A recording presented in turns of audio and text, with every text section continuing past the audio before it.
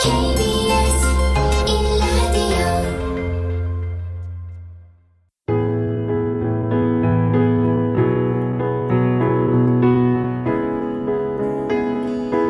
김성환의 시사야. 하루의 마무리, 오늘도 함께 하시죠. 시사평론가 김성환입니다. 이태원 대규모 압사 참사를 두고 경찰의 초동 대응이 미흡했다는 지적이 나오고 있습니다. 윤희근 경찰청장도 경찰의 대응이 부실했다는 점을 인정하고 대국민 사과를 했는데요. 경찰 대응의 문제점과 대안, 더 깊이 있게 들여다보는 인터뷰 시간에 전문가와 이야기 나눠보겠습니다. 그리고 화요일마다 찾아오는 시간이죠. 빅데이터를 통해 인터넷 이슈를 살펴보는 이슈 이수다 코너도 마련되어 있으니까요. 많은 관심 부탁드립니다. 김성환의 시사는 청취자 여러분들의 관심과 참여 기다립니다. 방송 내용과 관련해 의견 있으신 분들은 문자 보내주십시오. 당첨된 분들께는 모바일 쿠폰 보내드릴 텐데요. 참여하실 번호는 샵9730이고요. 짧은 문자는 50원, 긴 문자는 100원의 이용료가 부과됩니다. 콩 어플리케이션과 KBS 1라디오 유튜브 채널을 통해서도 저희 방송을 실시간으로 시청 또 참여하실 수 있습니다. KBS 1라디오 김성환의 시사야. 그럼 지금 시작하겠습니다.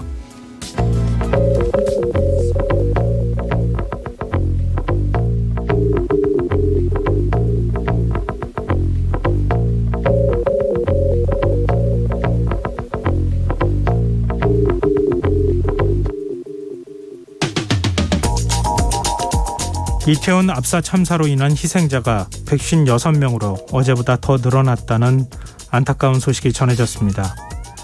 이태원 참사 희생자들을 기리는 합동 분향소에는 지금도 시민들의 추모 행렬이 계속 이어지고 있는데요. 사고가 난 골목의 인근 이태원역 1번 출구에는 미안하다, 다시는 이런 일이 없길 바란다는 내용의 추모객들의 메시지가 가득 적혀 있다고 합니다. 이렇듯 시간이 지날수록 이태원 참사를 아파하는 시민들의 목소리가 커지고 있지만 정부에선 계속해서 책임을 회피하는 듯한 모습이 나타나고 있는데요.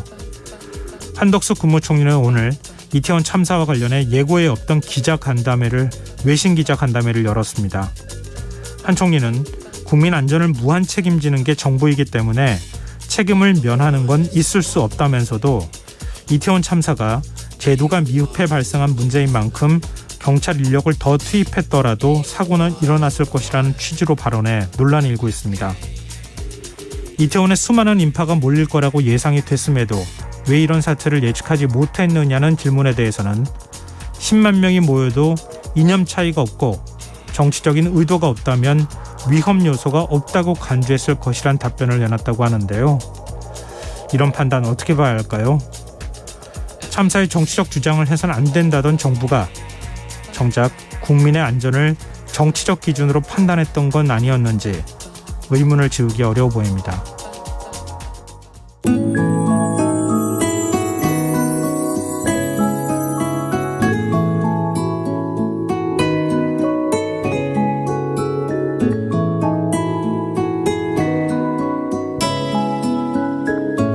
KBS 1라디오 김성환의 시사야. 오늘 놓쳤던 뉴스 꼼꼼히 정리해드리는 뉴스야 시간입니다. 오늘은 곽재훈 프레시안 기자 나와 계십니다. 안녕하세요. 네, 안녕하세요. 윤석열 대통령이 어제에 이어서 오늘도 이태원 참사 합동 분향소를 찾았네요. 네, 윤석열 대통령은 오늘 이태원 참사로 숨진 사망자 합동 분향소를 찾아 조문했습니다. 어제 부인인 김건희 전 코바나 컨텐츠 대표와 함께 서울광장에 마련된 합동 분향소에 조문했던 윤 대통령은 오늘은 국무회의를 마친 뒤 용산구 녹사평역 광장에 마련된 합동 분향소를 찾아 헌화하고 묵념했습니다.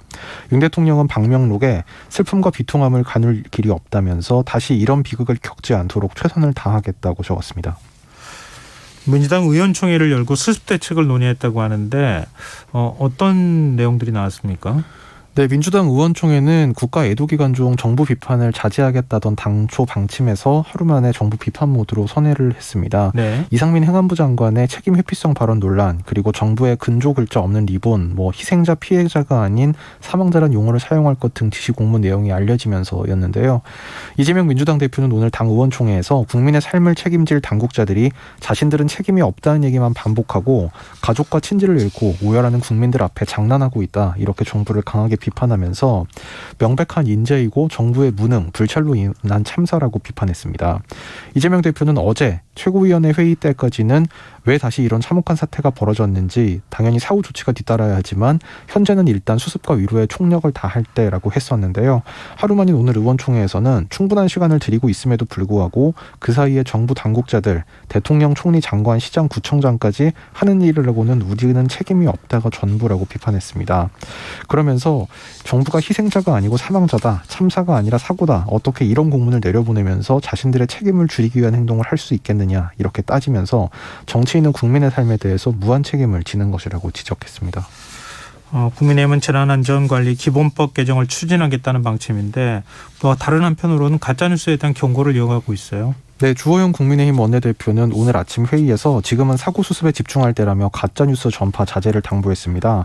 주 원내대표는 자극적 단어로 국민 감정을 자극할 뿐 아니라 진실을 바로잡는 데 상당한 시일이 소요되고 진실이 밝혀지더라도 국론 분열과 책임지는 사람이 없다는 점에서 큰 패단이 예상된다면서 이전에도 우리는 가짜뉴스 폐해를 많이 경험했다. 미국산 쇠고기를 먹으면 뇌에 구멍이 뚫린다. 사드 전자파에 몸이 튀겨진다. 세월호는 미군 잠수함과 충돌했다는 등 가짜뉴스 사례는 나열하기 어려운 정도라고 언급했습니다. 주 원내대표는 다만 회의 종료 후 기자들과 만난 자리에서 이상민 행안부 장관 발언 논란과 관련해서는 적절한 발언이었다고 생각하지 않는다. 다만 추모 애도 기간에는 정쟁을 지향하고 사고 원인이나 책임 문제에 대해서는 결국 논의가 될 것이기 때문에 5일까지는 제 의견을 말하지 않는 게 적절할 것 같다, 이렇게 말했습니다. 이번 이태원 참사로 이란인 5명이 목숨을 잃지 않았습니까? 이란 정부에서 우리 정부의 현장 관리가 부실했다, 이런 비판의 메시지를 내놨습니까? 네, 이란의 나세르 카나니 외무부 대변인은 현지 시간 31일 정례 기자회견에서 불행히도 이번 사고로 이란인 5명이 목숨을 잃었다면서 한국 정부가 관리 방법을 알았다면 행사 관리를 했어야 한다고 지적했습니다. 한국 외교부는 이에 이란 측에 유감을 표명했다고 오늘 밝혔는데요. 네. 외교부 당국자는 이란 측에 이런 언급은 결코 있어서는 안 될 일이었다고 유감을 표명했다면서 향후 각별한 주의 및 재발 방지를 강력 요청했다고 말했습니다. 이 당국자는 이란 측의 이란 외무부 대변인의 발언은 정부의 공식 입장이 아닌 개인의 언급이 기사화된 것이라고 이란 측에서 해명했다고 전하면서 이란 정부는 이번 사고에 대한 위로와 후속 조치 관련 협조 의지를 재표명했다고 밝혔습니다. 네, 지금 맥락을 혹시 잘못 이해할 수 있어서 우리 정부에서 유감 표명했다고 하는 게 이란 측이 우리 정부의 책임 문제를 거론한 것에 대한 유감을 표명했다는 겁니까? 아니면 이번 사고에 대해서 유감을 표명했다는 겁니까? 그러니까 한국 정부에서 이란 정부의 사과라든지 어떤 이번 사고가 발생한 데 대해서 좀 책임을 느낀다는 그런 취지의 얘기를 한 게 아니고요. 예. 원래 이제 이런 인명사고나 재해가 벌어졌을 때 다른 나라 정부가 해당국 정부의 책임을 공개적으로 질책하는 듯한 발언을 하는 거는 사실 국제사회에서나 외교 관행상 매우 좀 이례적이고 좀 금기에 속하는 건데요. 예. 근데 이란 외교부 대변인이 마치 한국 정부를 비판하는 듯한 발언을 했기 때문에 이에 대해서 한국 정부가 유감을 표명을 한 겁니다. 그런가 하면 한덕수 국무총리가 오늘 외신 기자들을 상대로 긴급 기자회견을 열었어요. 어떤 발언을 내놨습니까? 네, 한덕수 총리는 오늘 외신 기자들과 만나 약 2시간 20분가량 질의응답 시간을 가졌는데요. 사고 원인에 대해서는 중요한 요인은 결국 군중 관리인데 충분한 제도적 뒷받침과 여기에 대한 체계적 노력이 좀 부족했던 것 같다고 진단했습니다. 또 이상민 행안부 장관 발언에 대해서는 이상민 장관이 말한 내용을 경찰을 아무리 집어넣어도 소용없다는 뜻은 아니었다고 생각한다면서 군중 관리 제도가 제대로 갖춰지지 않은 상황에서 조금 한계가 있지 않았을까 하는 것이다, 이렇게 취지를 설명했습니다. 또 총리로서 윤석열 대통령에게 사과를 건의할 생각이 없냐는 질문에는 오늘 이상민 장관이 국회에서 사과한 것으로 알고 있다, 이렇게만 답변했습니다. 다만 이 외신 간담회 과정에서 한덕수 총리의 답변 태도가 좀 도마에 오르기도 했는데요. 네. 미국 MBC 방송 기자가 이 젊은 친구들이 그곳에 가 있던 게 누구의 잘못이냐, 지금 한국 정부는 누구의 잘못도 아닌 것처럼 묘사하는데 한국 정부의 책임의 시작과 끝이 어디라고 보느냐, 좀 이런 뾰족한 비판적인 질문을 했는데요. 네. 한 총리는 이에 대해서 좀 다소 길게 답변을 했는데 우선 젊은이들의 잘못은 전혀 없다고 생각한다. 또 경찰 수사위에서 책임질 사람이 없다면 당연히 책임을 져야 하고 정부의 책임의 시작과 끝을 물었는데 국민의 생명과 안전을 책임지는 것은 정부의 무한 책임이다. 이런 취지로 답변을 했습니다. 네. 근데 이 답변이 외신에 전달되는 과정에서 동시 통역 시스템에 문제가 생겨서 통역관이 현장 기자들한테 사과하고 안내 방송을 하는 해프닝이 빚어지니까 예. 한 총리가 이렇게 잘 안 들리는 것에 책임져야 할 사람의 첫 번째와 마지막 책임은 뭔가요? 옆을 돌아보면서 이렇게 비꼬듯이 말했는데요. 이게 외신 기자들에게 좀 농담조로 건넨 것 같은 모양이 돼서 이게 150여 명이 사망한 참사에 대해서 외신 브리핑을 하면서 이게 네. 총리로서 적절한 태도였는지 지금 SNS 등을 중심으로 논란이 제기가 되고 있습니다. 그리고 이상민 장관조차 지금 자신의 발언과 관련해서 유감을 표명했는데 그 발언을 지금 두둔한 거 아닙니까? 사과를 한다는 사실을 알았을 텐데 왜 이런 태도를 보였을지 이것도 좀 이해가 안 되네요. 네, 원 취지는 이런 거였다. 이상민 장관 부분은 아마 한덕수 총리가 그런 취지로 이제 설명을 하는 이제 그런 뉘앙스였습니다. 윤석열 대통령은 국가 애도 기간에는 출근길 약식 회견을 중단하겠다 이런 방침을 밝혔네요. 네, 대통령실 관계자는 윤석열 대통령이 국가 애도 기간인 오늘 5일까지는 출근길 약식 회견 이른바 두어 스태핑을 중단하기로 했다면서 말보다는 고개를 숙이는 애도의 시간이 돼야 한다는 것이 윤 대통령의 뜻이라고 전했습니다. 이 관계자는 지금은 다른 설명보다 이런 비극이 되풀이되지 않도록 철저하게 준비를 해나가는 것이 가장 중요하다는 판단에서 그런 결정을 내렸다고 설명했습니다. 그런가 하면 김문수 경제사회노동위원장이 지금 국가 애도 기간에 대통령은 출근길 약식 회견도 지금 중단했는데 술을 곁들인 만찬 자리에 참석을 한 사실이 알려져서 논란이 되고 있어요. 네, 오늘 한겨레 등 언론 보도에 따르면 김문수 경제사회노동위원장이 지난달 31일 밤 경기도 수원의 한 음식점에서 한국노총 경기지역본부 전현직 의장단과 만찬을 했는데 이 자리에 소주와 맥주 등이 놓여 있고 그래서 술을 곁들이는 식사를 했다 이렇게 보도를 했습니다. 이에 대해 경산노위는 오늘 보도 설명 자료를 내서 김 위원장은 사회적 대화를 위해 한국노총 경기지역본부 전현 의장단 초청으로 저녁 식사를 함께했지만 평소에도 술을 마시지 않는다. 즉 노동계와 소통하기 위한 만찬 자리였고 김 위원장 본인은 술을 마시지 않았다고 해명을 했습니다. 네, 알겠습니다. 우리 이태원 참사 발생 이후에 윤석열 대통령이 사과를 해야 되는 것 아니냐 이런 일각의 목소리가 있지 않습니까? 대통령실이 여기에 대한 입장을 밝혔네요. 네, 대통령실 관계자는 오늘 대국민 사과 요구가 있다는 질문에 대해서 현재는 사고 원인 규명에 주력할 때라고 말했습니다. 이 관계자는 여러 책임에 대해서 진상 확인 결과가 나올 테고 거기에 따라서 국민이 납득할 수 있도록 사고 원인을 규명할 것이라면서 진상 확인 결과를 지켜봐달라고 했습니다. 이 관계자는 한편 책임 회피성 발언으로 논란을 빚은 이상민 행안부 장관에 대한 경질 요구와 정부 책임 소재에 관한 대통령실의 입장을 묻는 질문에는 책임이나 그 이후의 문제는 진상 확인 결과를 지켜본 이후에 해야 할 이야기라고 역시 선을 그었습니다. 정부가 이번 압사 참사와 관련해서 대책을 발표했어요. 네, 오늘 오전 김성호 행안부 재난안전관리본부장이 이 중앙재난안전대책본부 브리핑에서 사상자 현황과 향후 대책 등 이제 정부의 정책을 종합적으로 발표를 했는데요. 네. 향후 대책과 관련해서 정부는 사고 원인을 파악하고 재발 방지를 위해서 이번처럼 주최자가 따로 없는 행사에 관한 안전관리 방안을 수립하고 그리고 오는 3일부터 이 각 지역 축제에 대한 정부 합동 점검을 실시하기로 했습니다. 또 이번 사고 때 학생 피해자가 많았던 점을 고려해서 사상자가 있는 학교를 대상으로 심리치료 및 정서 상담을 실시하고 학생들을 위한 안전교육도 강화한다는 계획입니다. 네, 이천 참사 당시에 긴급 재난문자 발송이 늦었다 이런 지적이 있었는데 정부가 이 부분에 대해서 인정을 했네요. 네, 오늘 행정안전부 국민안전재난포털에 따르면 서울시는 사고 당일 오후 11시 56분께야 용산구 이태원 해밀턴 호텔 앞 긴급사고로 현재 교통통제 중 차량 우회 바란다는 내용의 재난문자를 처음 보냈는데요. 이건 112에 최초 신고가 접수된 시점으로는 약 6시간 그리고 신고가 폭주했던 시점 기준으로는 해도 약 1시간 반 이상이 지난 후였습니다. 이에 대해 행안부 김성호 재난안전관리본부장은 재난문자를 재난 상황에 적극 활용하고 국민들에게 위험과 행동 요령을 알리는 데 가장 중요하다고 생각하고 이번 같은 경우에도 잘 이뤄졌으면 하는 아쉬움이 있다 하면서 지자체에서 그런 상황에 대해 판단을 해야 하는데 그때 여러 상황이 겹쳐서 재난문자 활용이 다소 늦어졌던 점이 있었던 것 같다고 말했습니다. 그런데 중대본이 이번 압사 참사 관련해서 피해자라는 표현 대신 사망자라는 용어를 사용하기로 했다. 이런 사실이 알려져서 논란이 되고 있는데 또 정부 당국자들은 근조 글자가 없는 검은 리본을 달고 있는 것 뭐 이것도 지금 논란이 되고 있지 않습니까? 이거는 지금 책임론을 희석하려고 하는 거 아니냐 이런 지적도 있고 뭐 다른 여러 가지 구관 해석이 나오고 있던데 이거 어떻게 봐야 됩니까?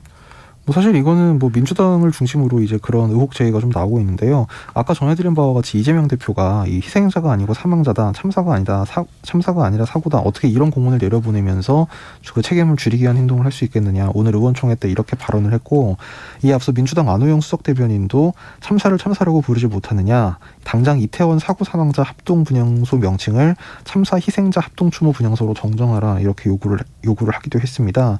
또 이 국가 애도기간 중 글자 없는 검은 리본을 착용하도록 하는 이해할 수 없는 기이한 지침을 하달했다면서 무슨 이유로 이 같은 지시가 내려진 건지 참으로 기괴하다, 뭐 이런 비판도 했는데요. 이에 대해 대통령실 관계자는 윤석열 대통령이 사고 다음 날 아침 대국민 담화를 발표하면서 서울 한복판에서 일어나선 안 될 비극과 참사가 발생했다. 이미 이렇게 윤 대통령 입에서 참사라는 표현이 나왔다는 점을 상기를 시켰습니다. 그러면서 현 정부가 뭘 축소하려는 의지가 있다고 믿는 국민은 없을 것이고, 공식적인 행정문서에서 표현하는 것을 현 정부가 가진 애도의 마음과 혼동하지 않기를 바란다, 이렇게 설명을 했습니다. 근데 근조 리본은 보통은 이제 근조라고 쓰여있는 한자로 쓰여진 리본들을 많이 달잖아요. 근데 그거를 글자를 안 쓰여진 거를 굳이 쓰여진 쪽으로 달지 말고 뒤집어서 달아라, 이렇게 얘기한 거는 그거 어떻게 봐야 됩니까? 뒤집어서 달라는 거는 아니고요. 이제 정부에서 지금 그 지자체나 각 기관에 내려보낸 거는 뭐 그 어떤 글자나 이런 표식이 없는 검은 리본을 달기를 이제 뭐 말하자면 권유 내지는 그런 지침을 내린 것 같은데요. 네. 그 부분에 대해서는 지금 정확하게 이유는 파악이 되지 않고 있고, 뭐 아마 내일이나 뭐 이제 오늘 이제 이게 보도가 됐으니까 아마 내일 중대본 브리핑 등에서 그런 뭐 설명이 나올지는 모르겠습니다만, 뭐 현재까지는 뚜렷한 이유는 없는 것으로 알려지고 있습니다. 한 기자가 저한테 그런 얘기를 하더라고요. 한 지자체의 경우에는 리본 5,000개를 폐기해버렸다. 그래서 이런 얘기도 지금 하고 있던데. 네, 뭐 일각에서는 뭐 과거 이제 이런 국가적인 재난 참사가 있었을 때 공무원들이 그 근조라는 그 리본을 달았는데 네. 한자에 뭐 획이 좀 틀렸다든지 좀 이런 것이 좀 논란이 됐던 것 때문에 네. 뭐 그런 거를 좀 미연에 차단하려고 하는 게 아니냐, 뭐 그런 해석이 나오는 건 들었습니다. 네, 알겠습니다. 그것도 어디까지 해석일 것 같고 정부가 일단 밝힌다고 했으니까 한번 좀 지켜보죠. 지금 여러분께서는 KBS 라디오 김성환의 시사회와 함께하고 계십니다. 계속해서 뉴스야 이어가겠습니다. 오늘 국회 행정안전위원회가 이태원 참사 관련한 현안 보고를 받기로 돼 있었는데 이상민 행안부 장관이 상임위에 참석을 해서 사과를 했어요. 네, 오늘 이상민 장관이 뭐 어떤 입장 표명을 할 것인지 미리부터 좀 관심이 모였는데요. 결과적으로 얘기하면 본인이 어떤 설화 이 부분에 대해서는 사과라는 표현 쓰지 않고 유감 표명을 했고, 네. 이 사고 발생 자체에 대해서는 이 주무 장관으로서 사과한다라고 표현을 했습니다. 이 장관은 오늘 국회 긴급 현안 보고에 출석한 자리에서 제가 최근 언론 브리핑 과정에서 드린 말씀으로 적지 않은 분들이 마음의 상처를 받은 걸로 알고 있다면서, 경찰의 사고 원인 조사 결과가 발표되기 전까진 섣부른 추측이나 예단은 삼가야 한다는 취지에서 드린 말씀이었지만 결과적으로 소중한 가족을 잃은 유가족과 슬픔에 빠진 국민의 마음을 미처 세심하게 살피지 못했다. 이 점 다시 한번 깊은 유감의 말씀을 드린다라고 밝혔습니다. 이 장관은 또한 국가는 국민의 안전에 대해 무한 책임이 있음에도 이번 사고가 발생한 것에 대해 국민 안전을 책임지는 주무부처 장관으로서 이 자리를 빌려 국민 여러분께 심심한 사과의 말씀을 드린다면서, 이번 일을 계기로 삼아 더욱 사고 수습과 사고 원인 규명에 주력하고 대형 사건 재발 방지를 위해 혼신의 힘과 최선을 다하겠다는 약속을 국민 여러분께 드린다고 했습니다. 이에 앞서 윤희근 경찰청장은 오늘 오전 11시 30분에 따로 회견을 열고 경찰청에서 따로 회견을 열고 사과하는 입장을 밝혔습니다. 네, 오늘 일제히 말씀하셨던 것처럼 경찰청장, 서울시장, 그다음에 용산구청장 다 지금 사과를 한 상황이 됐는데, 좀 이따가 112 상황과 관련해서 저희가 다시 좀 얘기 나눠보죠.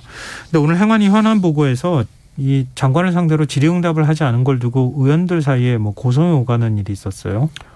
네, 사실 오늘 회의는 여야 간사, 여야라고 하면 이제 국민의힘 그리고 더불어민주당 양당 간사 간 합의에 의해서 이 질의응답 없이 장관 그리고 청장들의 현안 보고만 듣고 이제 산회하는 걸로 미리 얘기가 됐었는데요. 네. 이채익 행안위원장은 이 취지에 대해서 정부의 사고 수습에 국회가 적극 협조한다는 의미에서 질의를 실시하지 않기로 합의가 있었다, 이렇게 설명을 했습니다. 다만 이제 여야 간사, 이제 국민의힘 더불어민주당 양당에 포함되지 않는 그 기본소속당의 용해인 의원은 이 같은 양당 합의 내용에 반발하면서 정부 당국 입만 바라보고 앉아 있는 게 국민 대표인 국회가 할 일이 아니다. 이렇게 들러리를 서면 앞으로 나쁜 선례가 반복될 것이다. 이렇게 항의한 끝에 회의장에서 퇴장했고요. 또 민주당 문진석, 이성만 의원 등 일부 의원들도 뭐 질의를 실시하지 않는 거 자체는 이제 여야 합의가 있었더라도 그 이상민 장관의 입장 표명 그리고 정부 측의 보고 내용이 너무 부실하다. 이 점을 지적하면서 고성으로 항의를 해서 결국 이제 여야 간사들이 한 명씩 대표로 이제 의사진행 발언 형태로 발언을 하긴 했습니다. 그래서 민주당 김교웅 의원은 안타까운 건 그 장관의 보고가 너무 평이했고 언론에서 볼 수 있는 정도 수준이었다는 것이라면서 다음 주 현안 질의를 통해 국민들에게 빠른 시간 내에 명명백백히 밝혀야 한다 이렇게 촉구를 했고요. 네. 반면 여당 간사인 이만희 의원은 아직도 사상자들에 대한 구호 조치 등이 진행되고 있는 상황이다. 그래서 현안 질의 시간을 갖는 게 조금은 이른감이 있다고 지적했습니다. 네. 행안부 장관 책임론과 관련해서는 앞으로 또 어떤 얘기가 나오는지 좀 지켜보면 어떨까 싶고요. 오늘 아마 이 얘기 듣고 많은 분들이 좀 놀라시기도 하셨고 좀 충격을 받기도 했을 것 같은데 이태원 압사 참사가 발생하기 4시간 전부터 좀 굉장히 위급한 상황이다라고 하는 시민들의 112 신고가 계속 있었다고요. 네, 경찰청에서 공개한 자료입니다. 이게 112 신고 내역, 그다음에 그 신고를 받은 사람과 통화자, 그러니까 경찰 근무자의 그 녹취록을 모두 세세하게 정리해서 언론에 공개를 했는데요. 네. 이게 오후 5시에 이제 언론 보도가 되기 시작했는데 네. 말씀하신 대로 좀 내용이 상당히 파장이 있어 보입니다. 이태원 참사 4시간 전에 바로 그 사고 장소에서 압사를 당할 것 같다. 애초에 최초 신고 내용 자체가 이런 내용이었고요. 그러니까 그간 뭐 신고가 있었지만 그 경찰에서 그 적절한 조치를 취하지 않는 데 대해서 오늘 오전 경찰청장 사과 내용의 주요 내용이 그거였습니다. 네. 이 112 신고가 있었지만 경찰에서 적절하게 대처하지 못한 데 대해서 사과드린다. 그 윤희근 청장의 사과의 주된 내용이 그거였는데요. 사실 이때까지만 해도 뭐 신고라고는 하지만 그게 뭐 이를테면 사람이 좀 많다. 그래서 좀 뭐 그 통행이 혼잡하다. 아마 이런 정도가 아닐까 뭐 이 정도로 점쳐졌습니다만 네. 실제로 공개된 그 사고 접수 내용을 봤더니 상당히 심각했습니다. 최초의 신고부터가 그 바로 그 참사가 일어난 현장에서 나왔고 신고 내용이 압사를 당할 것 같다 이런 내용이었고요. 네. 최초 신고는 오늘 그 당시 오후 6시 34분으로 이태원 참사 벌어진 해밀턴 호텔 옆 골목을 지목하면서 압사당할 것 같다. 진입로에서 인원 통제 등 조치를 해줘야 할 것 같다. 이렇게 신고를 했습니다. 그리고 마치 이번 사고에 대해서 아주 정확하게 클럽에 줄 서 있는 인파, 이태원역에서 올라오는 사람들과 골목에서 나오는 사람들이 엉켰다. 뭐 이런 요인들이 이제 실제로 그대로 작용을 했고요. 이후 그 8시 9분 그리고 8시 33분 또 뭐 9시 때 또 10시 11분까지 사고 직전까지 10차례 신고를 그러니까 여기서 사고라고 하는 거는 그 사람이 실제로 넘어져서 이제 그 사상자가 생기는 그 사고 직전까지 10차례 신고가 경찰에도 들어왔다고 합니다. 네. 신고자들의 신고 내용도 이 대동소이하게 사람이 너무 많아서 넘어지고 다치고 있다. 뭐 압사당하고 있다. 대형사고 일부 직전이다. 이런 내용이었고 특히 신고자들의 입에서 압사라는 단어가 9번이나 나왔고 뭐 통제가 필요하다. 조치를 해달라. 뭐 이런 구체적인 요청도 있었습니다. 경찰에서는 이 11차례 신고 가운데 4건에 대해서만 출동 조치를 하고 나머지 6건은 전화상담 후 종결 처리를 했고요. 그리고 출동 이후에도 해당 골목에 대한 통제가 실제로 전혀 이루어지지 않았기 때문에 이 신고 내용을 봤을 때 그 경찰 책임론이 나오는 게 뭐 거의 불가피한 상태로 보입니다. 네. 근데 경찰과 이태원 상인회 측이 진실 공방을 벌이고 있다고 하는데 이건 또 무슨 얘기입니까?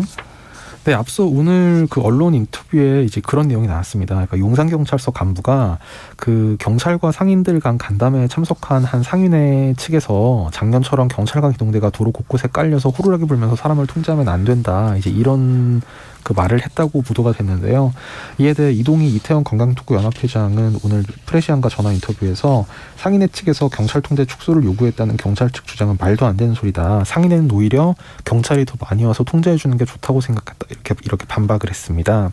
이 회장은 경찰이 출동할 때 버스 차량이 대규모로 오니까 그 차를 길가에 세우는 게 아니라 다른 곳에 주차를 해줬으면 좋겠다고만 한 거고 이 경찰이 와서 통제하는 것 자체를 이제 하지 말아달라고 한 적은 없다. 이제 이렇게 반박을 했는데요. 앞서 지난달 26일 용산구와 용산경찰서 그리고 이태원 관광특구연합회 등 이제 유관기관 그리고 상인회 측의 간담회가 있었는데 해당 간담회에서 경찰 측은 이 어느 정도 인원을 투입할 것이냐 이 상인회 측의 이런 질문에 대해서 200여 명의 인원 투입 계획을 알렸고 실제 참사 당일 경찰 투입인 그 인력은 뭐 성범죄 등 범죄 대응 인력을 합쳐서 137명에 그쳐서 이제 약속한 대로 인원 지원이 되지 않았다. 이제 이게 상인회 측에서 비판한 내용입니다. 경찰은 이에 대해서 200명이라는 거는 그 최대 인원이 아니라 연인원을 이야기한 것이다. 이렇게 해명을 했습니다. 알겠습니다. 오늘 뭐 행안부 장관 그다음에 경찰청장 사과했다는 소식까지 말씀드렸는데 오세훈 시장 그리고 박희영 서울 용산구청장도 그동안의 태도와 달리 사과를 했다는 소식까지 좀 전해드립니다. 자, 오늘 뉴스 여기까지 하겠습니다. 지금까지 곽지원 프레시안 기자였습니다. 고맙습니다. 감사합니다.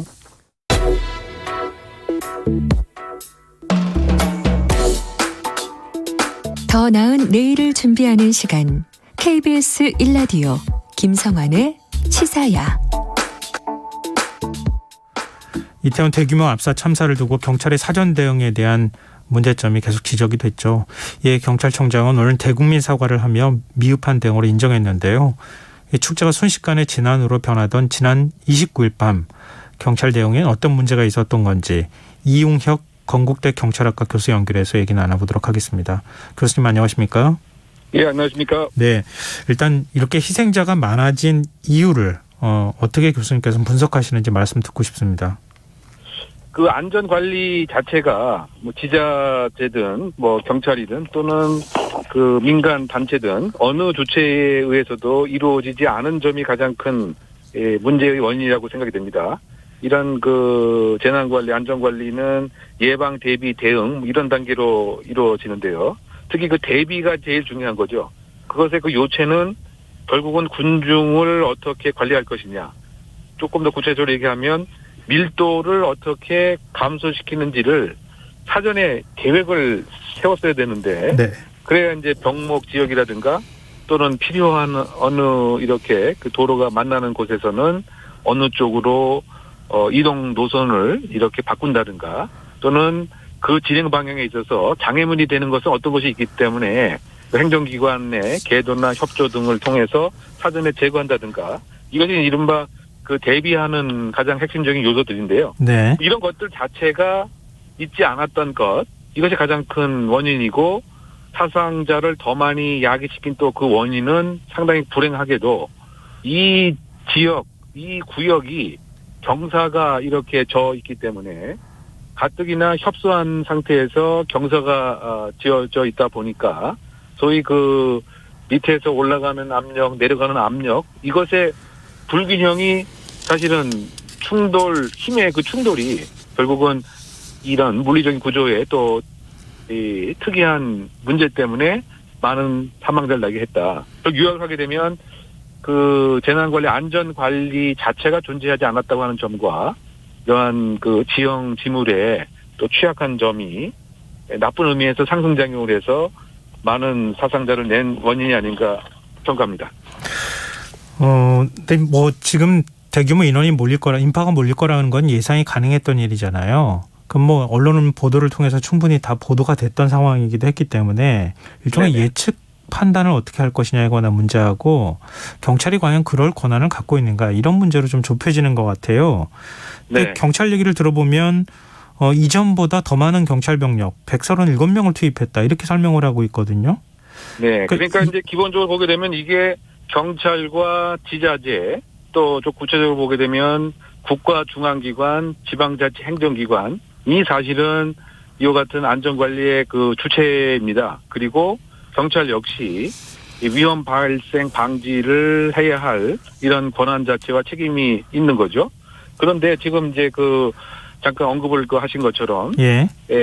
이 할로윈 이 시기 3일 전쯤 전에 예. 용산구청과 또 용산서 관계자 등이 일정한 회의는 했던 것 같습니다. 예. 그런데 가장 큰 문제는 저희 그 해야 할 회의와 해야 할 준비 자체를 안 하고 구체적으로 보게 되면 용산구청에서는 소위 그 코로나 방역과 관련된 것에 주안점을 맞췄던 것 같고요. 예. 그다음에 또 용산경찰서 경찰 쪽 입장에서는 최근에 그 마약 사범이 상당히 그 이태원 주변에서 더군다나 할로윈 파티를 하나의 매개로 해서 뭐 가짜 사탕도 팔고 뭐 이런 것에 대한 첩보에 근거해서 이것에 대한 단속이라든가 계도 그러니까 지금 중요한 혼잡 경비는 지금 다 빠져 있는 겁니다. 네. 또 소방의 입장에서도 소위 이런 군중이 급박한 상황에서 어떻게 응급 구조와 연계 고리를 어떻게 해야 되느냐 이런 계획이 아니고 화재 나면 어떻게 되지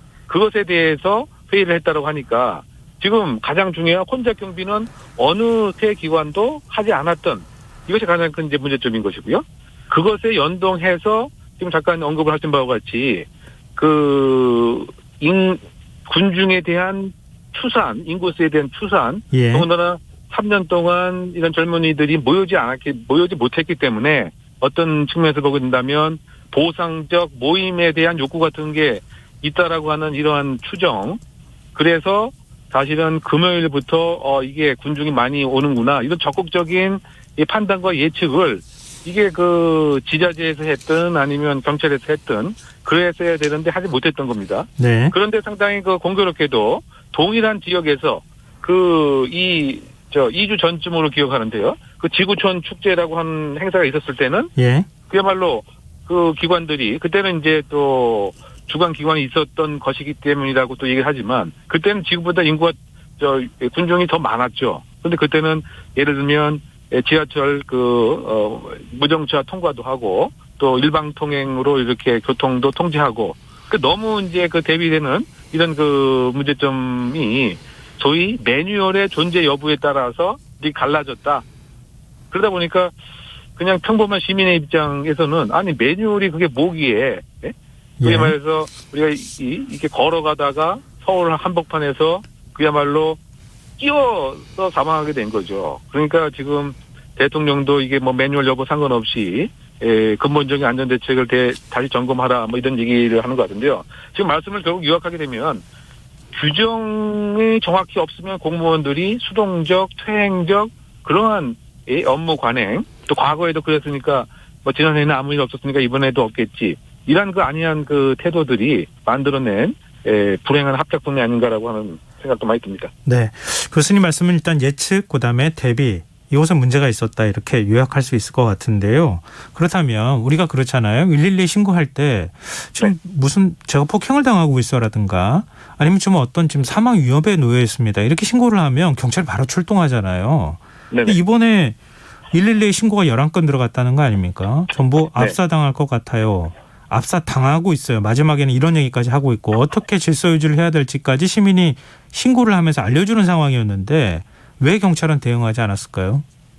이 점이 정말 저는 비난을 이제 받아야 될 부분이 아닌가라고 생각됩니다. 예. 국민의 생명과 재산, 안전을 마지노선에서 최후의 보루의 역할을 하는 것인데 그것도 시민이 아예 구체적인 그런 묘사를 했을 뿐만이 아니고 그 표현도 압사라든가 더군다나 경찰에게 좀 와서 통제를 해달라. 이거 정말 큰 사고가 날 것 같다. 지금 이를테면 막 내려오고 올라가고 이거 소름 끼친다. 이러한 구조 요청을 했음에도 불구하고 지금 11건 중에서 4건만 출동을 하고 나머지는 사실상 유야무야 좀 거칠게 표현하면 거의 묵살한 것 같은 이런 느낌도 드는데요. 더군다나 4건 즉 4번은 나갔다라고 하는 것인데 그런데 현장에 나간 경찰이 그러면 이 도대체 어떠한 조치를 한 것인지 바꿔 얘기하면 시민들의 이러한 치안 판단력은 이렇게 예민하고 정교하고 명확한데 경찰은 결국 아무런 조치를 하지 않았기 때문에 이런 참사가 생긴 것이라 본다면 과연 4건도 어떠한 현장 조치를 했는지 이것도 상당히 좀 의문이 드는 이런 상태라 보입니다. 더군다나 이 시점이 저녁 6시 30분 경으로 알고 있는데요. 그러니까 이 사고 참사가 그야말로 이게 극단으로 치닫기 무려 4시간 전에 이러한 구체적인 신고를 접수하고 도대체 이 지령실에서는 어떤 것을 한 것인지 그야말로 너무 안이하게 그냥 사람들이 조금 모이고 만 것에 불과하다 이렇게 판단을 했다라고 해도 이거는 정말 직업 전문 경찰관의 판단이 맞는 거지. 왜냐하면 시민들은 벌써 이렇게 11건이나 이렇게 위험하다고 판단했기 때문에 아무래도 이 부분에 있어서 오늘 경찰청장이 지적을 한 바와 같이 특별 별도의 감찰기구를 만들어서 이런 사안 등을 명명백백하게 밝히겠다. 결국 이제 이 사안도 징계 책임 이상의 더 큰 불이익 내지 어쨌든 가장 중요한 것은 도대체 어떠한 일이 있었기에 저녁 6시부터 이렇게 신고가 있었는데 10시 넘어서 15분, 30분까지 이게 도대체 연계 과정이 어떻게 됐고 등에 관한 입장이 이렇게 파악이 됐기 때문에 아마 오늘 경찰청장도 뭐 제가 이렇게 보기에는 아주 전격적인 사과를 하게 된 그런 이유가 아니었던가 이렇게 생각을 해봤습니다. 근데 참 좀 납득이 안 되는데요. 보통 112 신고하면 반드시 출동 기록을 남기게 돼 있잖아요. 그럼 이게 네. 일선 경찰은 판단에 문제가 있었던 거라고 보기는 좀 쉽지 않은 상황일 것 같은데 위에 당연히 보고가 됐을 텐데 왜 이런 것에 대응을 제대로 하지 못했는지 경찰은 뭐 감찰에 착수를 했다 이렇게 설명하고는 있는데 이 경찰 시스템 안에 네, 좀 조사를 해볼 필요가 있을 것 같습니다. 이제 지금 잠깐 말씀하신 바와 같이 이게 신고가 나게 되면 일정한 이제 종결 내용에 대한 이제 처리를 해서 뭐 어떤 식으로 처리가 됐다라고 이제 보고 지정실에 다시 그런 결과 보고가 됩니다. 그러니까 그 내용이 도대체 어떤 식으로 지금 구체적인 지금 네 건에 대해서는 어떠한 조치를 했고 그 다음에 그 상황은 어떻게 기록이 됐고 또 이것을 보고받은 지령실장 등은 뭐 제대로 또 근무를 했던 것인지 그리고 이 사건이 이렇게 이러한 112 신고가 요 임박해서 그래서 폭증을 하는데 이 관할 그 지구대장의 그 판단은 무엇을 했던 것인지 자리는 뭐 제대로 지키고 있었던 것인지 뭐 그러지 않고서는 사실은 이게 아무런 조치를 안 한 것에 근접한 하나의 그 부작위 뭐 직무유기 뭐 이런 가능성도 배제할 수 없는 것이기 때문에 네네. 사실 이것에 적극적인 그야말로 능동적인 조치를 했다고 한다면 이러한 그 사망자의 끔찍한 참사는 생기지 않지 않았겠느냐 그런 면에서 지금 뭐 경찰에 대한 상당한 그 비난 가능성이 높아진 대목으로 보입니다. 네. 정부가 이번 일을 계기로 주체가 없는 대중 운집 행사에 대한 매뉴얼을 만든다고 하더라고요. 이 좀 매뉴얼을 만들면 좀 달라질 수 있습니까? 그래서 지금 이제 핵심 문제가 됐던 거는 예. 매뉴얼은 잘 정리정돈 또 구비 또 재난미 안전관리기본법에서 얘기하는 여러 가지 사항을 잘 반영을 해서 시행령 등의 형식을 띄워서 이제 그것이 어떤 매뉴얼화 된 것인데요. 뭐 예. 예를 들면 1,000명 이상이 운집하는 것이 예상이 됐을 때는 여러 가지 안전 조치에 관한 계획을 세워서 예를 들면 안전요원, 보안요원은 몇 명이 적정하고 어느 취약 네. 지역에 배치를 하고 또 이런 이동 경로는 어떻게 되고 이것을 일정한 또 심의위원회가 구성돼서 이것까지 평가하고 심사하는 이런 기준이 되어 있습니다. 네. 그러니까 지금 문제는 주체자 여부에 상관없이 이 매뉴얼을 공통적으로 적용하면 사실은 이제 되는 문제이죠. 예. 그런데 다만 여기서 이제 조금 생각해봐야 될 거는 또 이런 점이 있긴 합니다. 그러니까 그 비용 부담 면에서 그러니까 이러한 그 민간 경비를 동원하고 뭐 그런 것은 일정한 이제 주관사가 있기 때문에 네. 그런 경우에는 이런 매뉴얼을 적극적으로 놓고서 기준을 평가하고 그런 것이 아닌 이번 사안처럼 일반적인 개인이 자유로운 의사에서 모이는데 큰 전체 틀에서 보게 되면 이것은 하나의 또 행사 내지 이 집회의 모습이 되기 때문에 네. 개별적으로 활동하지만 말이죠. 이번 할로윈 뭐 파티 같은 경우에 그런 경우에는 이 행사 주최 주관자가 없다라고 하더라도 기존의 그 매뉴얼에 입각한 그러한 조치들을 그 국가 차원에서 정부 차원에서 취해야 될 필요가 있다고 보입니다. 왜냐하면 법적인 근거도 있거든요. 네네. 그 안전 및 재난관리기본법 재난 및 안전관리기본법 4조에 보면 이러한 재난과 안전관리는 국가의 책무다 이렇게 규정이 되어 있고 그래서 국가는 중앙행정기관과 그다음에 지방자치기관으로 이렇게 규정을 해놨습니다. 그러니까 이 현재 매뉴얼은 사실상 잘 정비가 되어 있고 다만 대상 주체를 지금 주관자 주체자에 한해서만 돼 있는데 그 규정을 바꿀 필요가 있지 않아 보이는 거죠. 네, 알겠습니다. 뭐 만사부려튼튼이라고 여러 가지 대책을 만드는 건 참 중요하긴 할 것 같은데 말씀하신 것처럼 지금으로서도 대응할 수 있었는데 대응하지 못했던 부분 이런 것들에 대한 문제점들을 일단 먼저 파악하는 게 순서가 아닐까 말씀 듣다 보니까 그런 생각이 또 드네요. 자, 오늘 말씀 여기까지 듣겠습니다. 고맙습니다. 네네. 예, 지금까지 이웅혁 건국대 경찰학과 교수였습니다.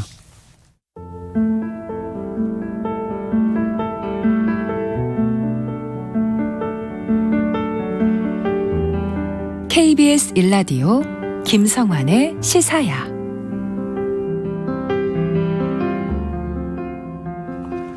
빅데이터로 인터넷에서 화제가 되고 있는 이슈 살펴보는 시간입니다. 이슈 이수다.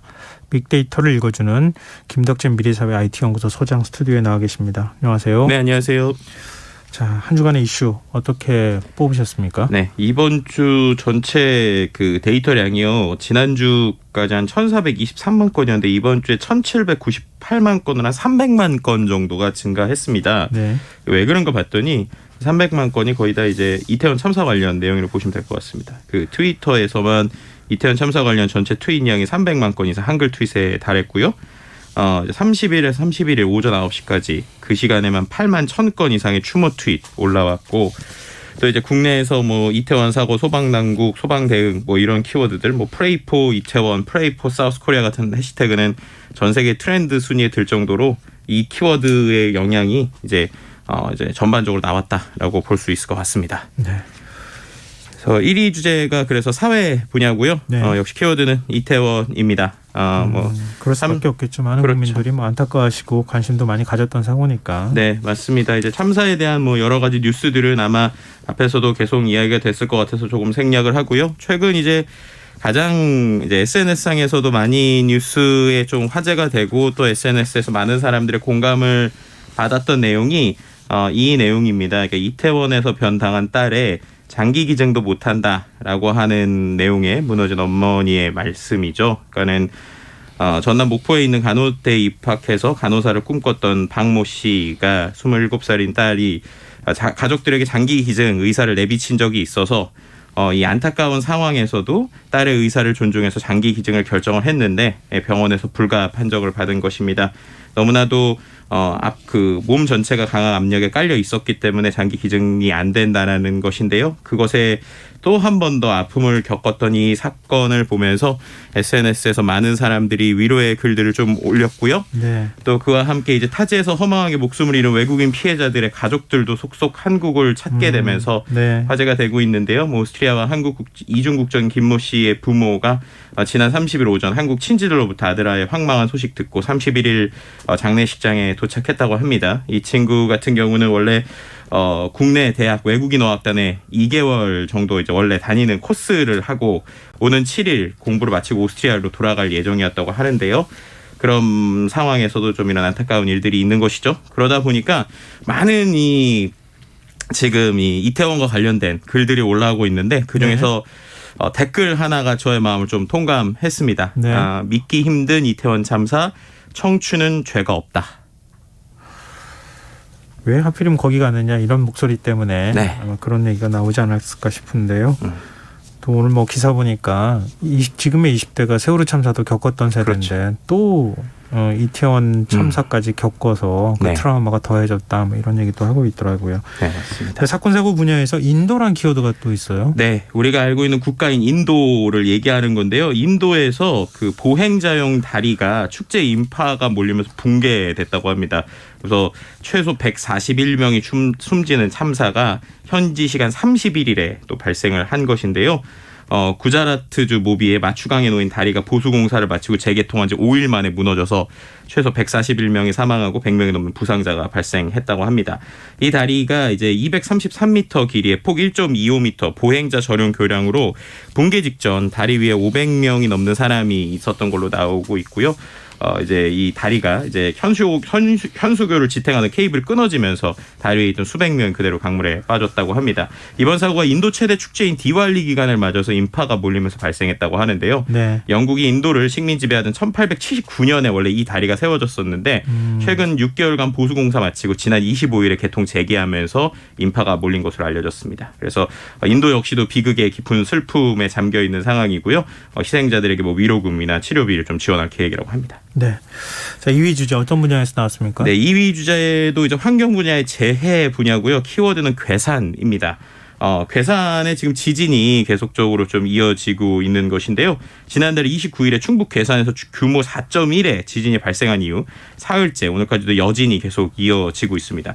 천둥 같은 소리에 황급히 집에서 뛰어나올 정도로 놀랐던 괴산 주민들이 여진이 언제까지 이어질지 촉각을 좀 곤두세우고 있는 것이고요. 실제로 지금 오전까지 모두 21차례 여진이 이어졌다고 합니다. 그리고 그 중에서도 이제 특히나 1일 오전 2시 27분 같은 경우에 유조 이제 규모 2.9의 여진이 있었는데 그 이후로 이제 많은 사람들이 좀 진동을 느꼈다고 합니다. 그래서 지금 여진 후에 계속적으로 신고도 접수되고 있고 예. 이 불안감이 계속 커지는 상황이다 보니까 언제까지 이어질지에 대해서 걱정하고 있는데 아직까지 예측은 사실상 불가능한 상황이라고 합니다. 근데 사실 괴산 지진도 이거 심상치 않잖아요. 그렇죠. 이것도 좀 우리가 예의주시해야 될 것 같습니다. 재난재해 상황에서 네. 개인별로 대처할 수 있는 방법 SNS상에서 또 화제가 되고 있다고요? 네, 맞습니다. 일단은 말씀드렸던 지진 같은 경우에 지진을 어떻게 대처할 것이냐라고 했을 때 간단하게 가정에 있을 때는 화재로 인한 2차 피해를 막기 위해서 전기나 가스를 끊고 두 손으로 머리를 감싸고 식탁이나 책상 밑으로 피신해야 된다. 건물 안에 있을 때는 엘리베이터에서 빨리 내리고 작은 건물에서는 1층보다는 2층, 2층보다는 3층이 안전하다. 또 학교에 있을 때는 책상 안에나 옆으로 대피하거나 내진 설계가 안 된 학교에서는 운동장으로 피신해야 된다. 이런 이제 지진과 관련된 대처법들이 나왔고요. 네. 또 이제 한 가지 이거는 저도 이제 꼭 말씀드리고 싶었던 내용인데 우리가 긴급 상황이 이제 생겨서 보통 이제 의식이 없이 만약에 병원에 가게 되면 예. 이 사람의 신원이나 이런 것들을 파악을 하는 게 중요하잖아요. 그렇죠. 근데 최근에 이 의식이 없는 응급 환자들이 들어오면 일단 휴대폰이 있는지 확인을 한다고 합니다. 근데 휴대폰이 대부분 다 잠금 상태잖아요. 그렇죠. 근데 잠금 상태에서도 긴급 전화 기능에서 볼 수 있는 메뉴가 있다고 해요. 이게 의료 정보를 등록할 수 있는 메뉴가 있습니다. 네, 그래서 이제 이것만 등록해 놓더라도 구급대원들이 신원에 대해서 경찰 지문 조회 없이 빨리 이제 볼 수도 있고 지병이나 알러지 같은 경우도 파악된다고 하는데요. 예. 이게 스마트폰마다 조금 달라서 두 가지 좀 설명을 드리면 안드로이드 폰 많이 쓰시니까 삼성 갤럭시 중심으로 설명드리면 네. 설정이라는 메뉴에 들어가셔서 안전 및 긴급이라고 하는 메뉴가 있어요. 예. 그 안에 들어가서 의료 정보라고 하는 메뉴가 있습니다. 거기에 들어가면 건강 상태나 알레르기, 복용 중인 약, 혈액형, 기타 이거를 자기가 이렇게 텍스트로 쓸 수가 있어요. 그래서 본인의 어떠한 상태나 혈액형 혹은 기타 전화번호를 쓸 수 있으니까 쓰실 수 있고요. 아이폰 같은 경우에는 건강 앱이라고 하는 메뉴가 있습니다. 그 안에서 요약, 프로필, 의료 정보 편집에 들어가시면 본인의 체중, 신장, 또 이제 긴급 연락처, 기본 언어 이런 것들을 좀 설정할 수 있어요. 그래서 그거 같은 경우에는 긴급 통화 모드가 되더라도 볼 수 있기 때문에 이것만 설정해놔도 기본적으로 좀 확인할 수 있으니까 이거는 등록 한번 해보시길 추천드립니다. 아니요, 이거 좀 꼭 해놓으시면 어떨까 싶어요. 왜냐하면 네. 요즘에는 신분증 안 갖고 다니시는 분들 굉장히 많거든요. 그렇죠. 휴대폰 앱으로 신분증을 대체하시는 분들도 많기 때문에 네. 이번에도 신원 확인하는데 굉장히 어려웠었잖아요. 그럼요. 근데 앱으로 대처하더라도 비밀번호가 걸려 있기 때문에 네. 확인이 안 되잖아요. 근데 네. 이거는 비밀번호가 걸려 있더라도 확인이 됩니다. 네, 이런 정도는 기본적으로 우리가 정보를 좀 등록해 놓는 게 필요하지 않을까 싶습니다. 네. 이렇게 늘 사고 날 위험을 대비해야 되는 건지 모르겠네요. 안타깝네요. 자, 3위 주제도 살펴볼까요? 3위 주제 정치 분야고요. 발언이라는 키워드고요. 앞서서도 얘기 나온 것처럼 용산구청장의 발언에 대한 이야기입니다. 할 수 있는 건 다 했다. 헬로윈은 현상이다.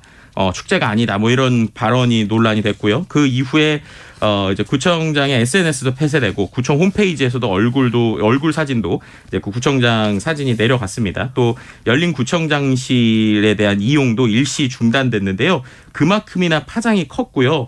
많은 사람들이 이 용산구청 홈페이지 내 구청장 바란다 코너에 참사에 책임져라, 용산구청의 문제다 등의 많은 글들이 좀 올라오게 됐었습니다. 네. 이런 부분들에 대해서 이제 최근에 이제 사과를 하는 목소리도 이어졌는데 왜냐하면 이제 제대로 된 사과를 요구하는 목소리가 실은 며칠 동안 계속적으로 좀 SNS상에서 이어졌다. 이렇게도 말씀드릴 수 있을 것 같고요. 또 한 가지로는 국가 애도 기간에 대해서 이 국가 애도 기간을 언제까지 얼마큼 가져갈 것이냐 이게 맞는 것이냐에 대해서도 온라인상에서 좀 갑론을박이 있기도 했습니다.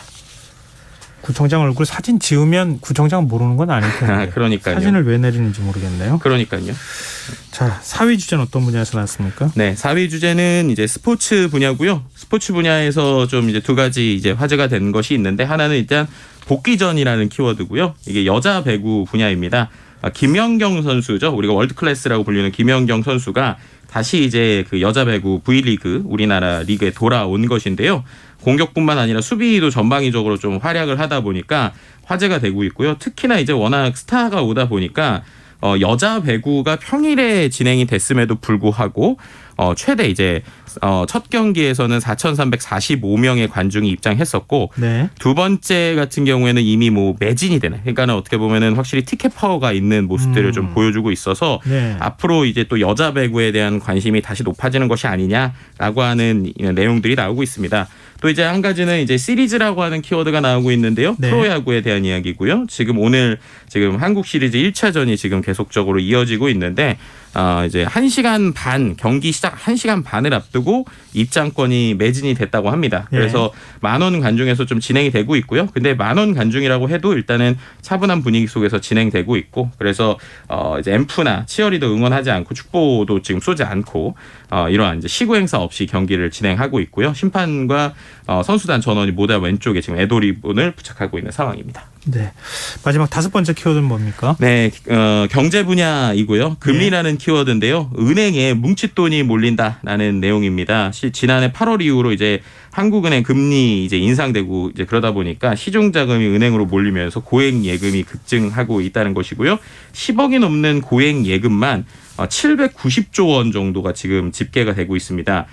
예금이 790조 원요? 네, 맞습니다. 이제 잔액이 그것도 은행의 저축성 예금 중에 잔액이 10억을 초과하는 계좌의 총 예금 규모가 790조라는 거예요. 그러니까 엄청나게 큰 돈이죠. 네. 네, 이게 지난해 말 대비하면은 18조 정도 지금 통장에 돈이 더 들어와 있는 상황이라고 보시면 될 것 같고요. 사상 최대 규모입니다. 네. 1년 전과 비교해도 10% 정도 오른 것인데요. 그만큼 다른 데에 돈이 나가는 것이 아니라 안정적으로 뭉칫돈을 이제 넣어놓겠다 통장에다가 이런 모습들이 좀 보이고 있고요. 금리가 오르다 보니까 이렇게 되는 건데 반대로 얘기하면 대출 금리도 지금 엄청나게 그렇죠. 오르고 있는 것이죠. 뭐 그래서 7% 뭐 이렇게 얘기 나오더라고요. 그렇죠. 그래서 회사채 시장에서 7, 8% 금리 발행해도 상황 녹록치 않고요. 뭐 50조 퍼부어도 동맥경화 상태다. 돈맥경화라고 우리가 표현을 하죠. 그러다 보니까 지금 정경련 같은 데서는 보고서를 내면서 코로나 이후에 기업 대출이 늘고 상환 능력이 악화됐다. 그래서 지금 기업들이 2022년 상반기 기준으로만 기업 대출이 1,321조 원이라고 합니다. 이게 그 작년 대비 2019년 대비해서 35.4%나 지금 늘었네요. 대출이 늘어났고요. 예. 그런데 이 상황에서 지금 부실 경고등이 좀 켜져서 이거에 대한 대책이 필요하다. 이런 얘기가 나오고 있는 상황이라고 보시면 될 것 같습니다. 국민 모두가 참사 때문에 많이 슬퍼하시면서 네. 지금 좀 어찌 보면 정신이 또 없는 상황이기도 한데요. 그렇죠. 경제 문제에 대해서도 정부가 좀 잘 챙겼으면 좋겠어요. 네, 맞습니다. 굉장히 좀 빨간등이 켜지는 거 아니냐 이런 우려의 목소리가 많이 나오고 있는 상황입니다. 네. 자, 이슈이스타 지금까지 김덕진 미래사회 IT연구소 소장과 함께했습니다. 고맙습니다. 네, 감사합니다. KBS 라디오 김성환의 시사야 1부 순서는 여기서 마무리하겠습니다. 전 11시 전과 2부에 다시 찾아뵙겠습니다.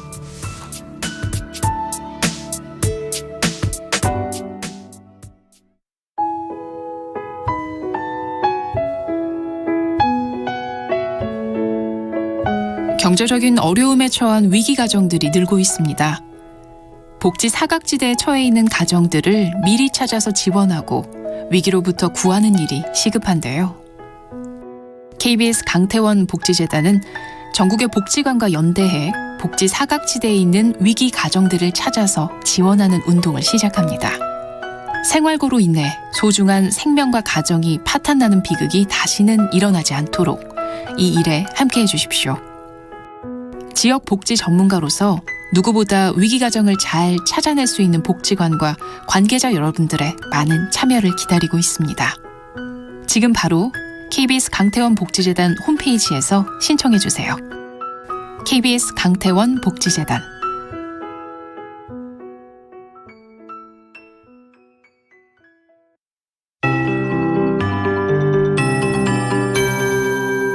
KBS 58분 날씨.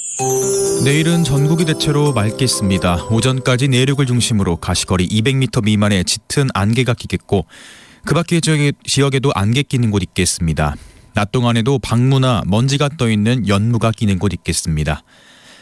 풍랑주의보가 발효 중인 제주도 먼바다에는 최대 초속 16m의 강풍이 불고 물결이 4m까지 높게 일겠습니다.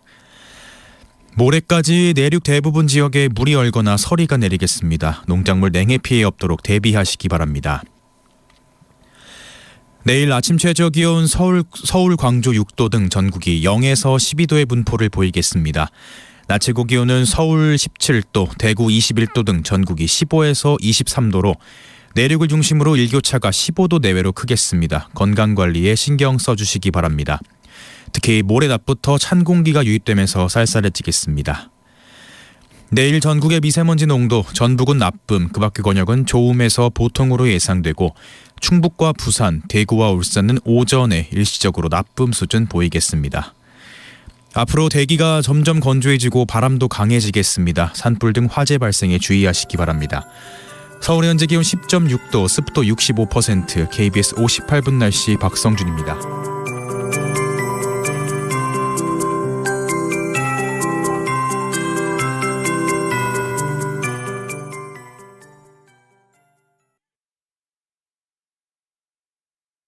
정성을 다하는 국민의 방송 KBS가 11시를 알려드립니다. AM 711kHz, FM 97.3MHz, KBS 1라디오입니다. HLKA.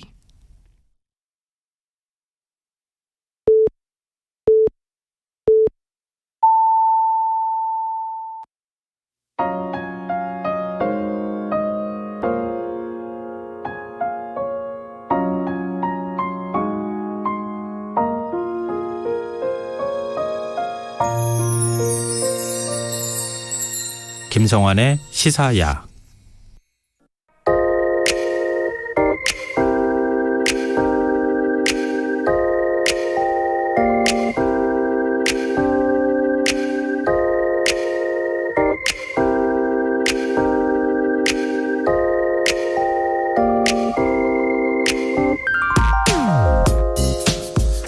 요즘 삶을 되돌아보게 된다는 분들 많으실 겁니다. 저 역시 마찬가지입니다. 생과 사가 한순간의 선택에 갈리는 모습을 보면서 인생이 참 허망하다 이런 생각을 하게 됩니다. 대체 어디서부터 잘못된 것일까? 이 의문을 놓고 끊임없이 질문하고 답해보지만 좀처럼 해답은 보이지 않고 답답함만 커져갑니다. 그런데 오늘 이런 고민을 해결하는 데 작은 실마리가 될 수 있는 기사를 발견했습니다. 서울 950만 도시 서울에서 과밀은 익숙한 단어였고 언제든 맞닥뜨릴 수 있는 일상 속 위험이라는 내용이었습니다. 다시 말해 압사 사고를 당하지 않은 것은 단지 운이 좋았을 뿐 언제든 같은 일을 당할 수 있는 환경 속에서 살아가고 있다는 이야기입니다. 서울 지하철 9호선을 이용해 출퇴근하는 직장인들은 한 번쯤 압사당할 수 있다는 생각을 해보셨을지도 모르겠습니다. 인구 950만 명의 서울에서 압사는 상존하는 위험입니다. 서울의 인구 밀도는 제곱킬로미터당 15,700명, 세계 인구수 상위 3,000개 도시 가운데 6위 수준이라고 합니다. 하지만 제 눈에 띈 부분은 바로 이 대목이었는데요. 과밀 자체보다 과밀 환경에 익숙해진 것이 더 큰 위험 요소라고 기사는 지적하고 있었습니다. 재난관리 전문가인 줄리 카이엠 전 미국 국토안보부 차관보는 미국 CNN 방송과 인터뷰에서 이렇게 말하고 있었습니다. 서울 사람들은 붐비는 공간에 익숙하기 때문에 위험을 감지하지 못했을 수도 있다. 이태원 압사 참사 당시 압사당하고 있다는 112 신고 전화를 심각하게 받아들이지 않은 경찰의 태도를 설명하는 하나의 열쇠말이 될 수 있을지도 모르겠습니다.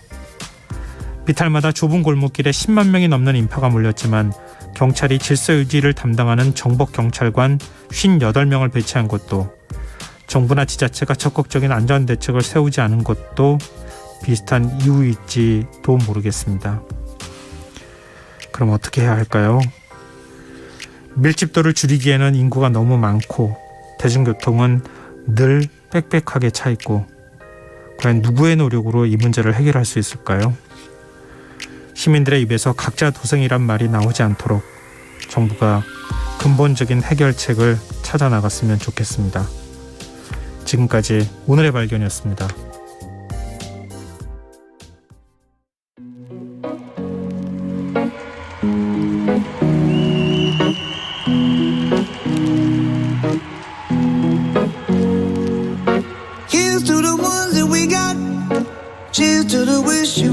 But you're not, 'cause the drinks bring back all the memories of everything we've been through. Toast to the ones here today. Toast to the ones 'cause the drinks bring back all the memories, and the memories bring back your. There's a time that I remember when I did not know no pain, when I believed in forever and everything would stay the same. Now my heart feel like December when somebody say your name, 'cause I can't reach out to call you, but I know I will one day. Hey. Everybody hurts sometimes, everybody hurts someday. Hey, hey. But everything gon' be alright. Gonna raise a glass and say, hey. Here's to the ones that we got. Cheers to the wish you were here but you're not, 'cause the drinks bring back all the memories of everything we've been through. Toast to the ones here today, toast to the ones that we lost on the way, 'cause the drinks bring back all the memories, and the memories bring back your. Memories bring back your.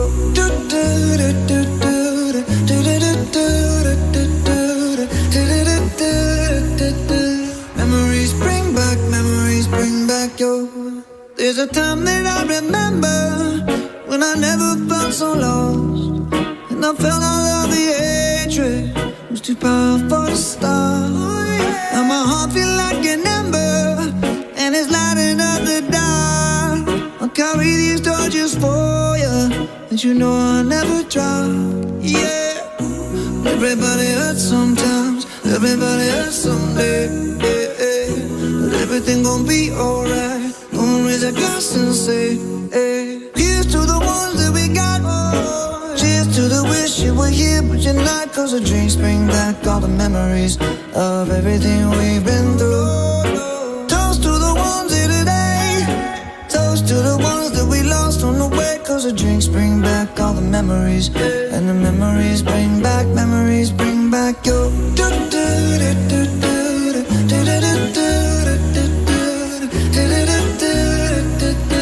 Memories bring back your.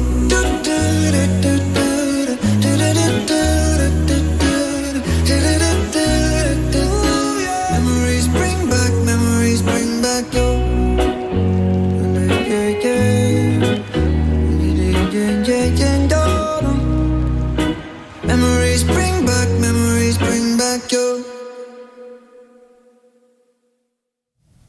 마룬5의 Memories 들으셨습니다. 김성환의 시사나 운전한 청취자 여러분의 관심과 참여 기다립니다. 청취자 고선옥님께서 세월호 참사 때 10대였던 학생들이 8년의 세월이 흘러 20대가 되었는데 또다시 그때 악몽이 되풀이되고 있다니 지켜볼수록 참담하네요. 이런 의견 주셨습니다. 그리고 2919님께서는요. 처음 신고 후 4시간이나 지나서 대처를 했다는 것이 안타깝네요. 더 이상 희생자가 나오지 않기를 바라며 부상자들의 쾌유를 빕니다. 이런 의견을 주셨습니다. 처음 신고 후 4시간이 지나서 대처를 한 거라기보다는요. 대처를 하지 않다가 사고가 터지고 난 다음에 대처를 한 것이 아닐까 이런 생각이 드는데요. 일이 터지고 난 다음에 대처를 해야 하는가. 이게 항상 안전재난 관련 전문가들이 그렇게 얘기합니다. 미리 예비하는 것은 사고를 예방했기 때문에 그 가치를 인정받지 못하지만 사고가 터지고 난 다음에 문제를 만드는 건 다 누구나 얘기할 수 있는 거잖아요. 그 가치에 대해서 우리 사회가 아직 특히 정부가 인식을 잘 못하는 거 아닌가. 그걸 자꾸 비용으로만 생각하는 거 아닌가. 이런 생각을 다시 한번 뼈저리게 해봅니다. 네, 의견 보내주셔서 정말 감사드립니다. 계속해서 문자 주십시오. 저희가 추첨해서 당첨된 분들께 모바일 쿠폰 선물로 드리겠습니다.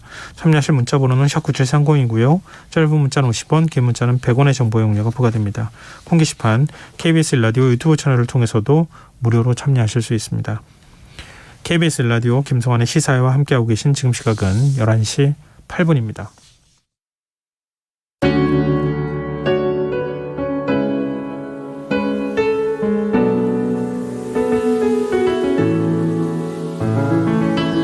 KBS 일라디오 김성환의 시사야.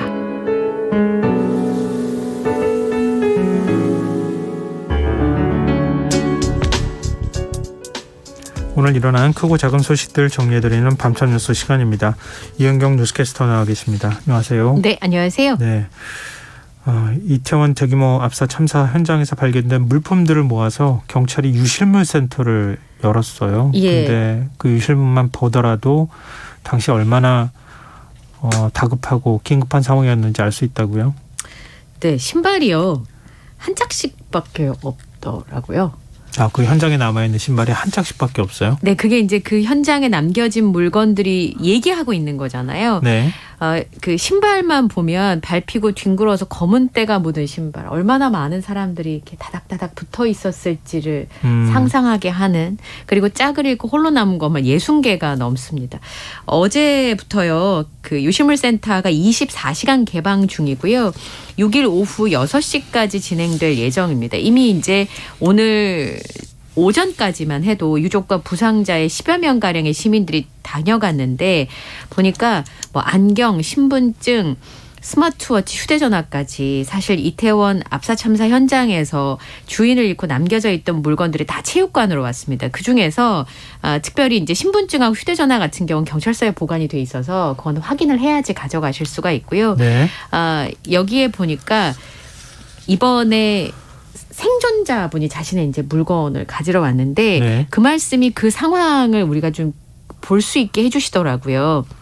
본인이 이제 눌려서 휴대전화와 가방을 손에 들고 있었는데 어떤 분들이 이제 이분을 빼주려고 하는데 네. 물품을 손에 쥐고 있으면 빼기가 어렵잖아요, 그렇죠. 사람을. 네. 그래서 처음에는 손을 잡고 있었대요. 그랬더니 다른 분들이 이거 잡을 새가 없다. 이걸 놔라. 이걸 안 놓으면 죽는다라고 했다는 거예요. 그래서 손을 놨는데, 그래서 이제 잃어버린 물건들을 다행히 생존하신 다음에 찾으러 오신 경우가 있었고요. 또 하나는 이 참사에서 그 자녀들이 도고 간 물건을 찾으러 오신 유가족들이 있었던 거죠. 아까 제가 말씀드렸던 얼마나 많이 밟혔으면 신발이 이 지경일까라면서 목 놓아오는 부모님도 계셨고, 그다음에 주인을 잃어버린 휴대전화가 계속 벨이 울리는 거예요. 유실물센터에서.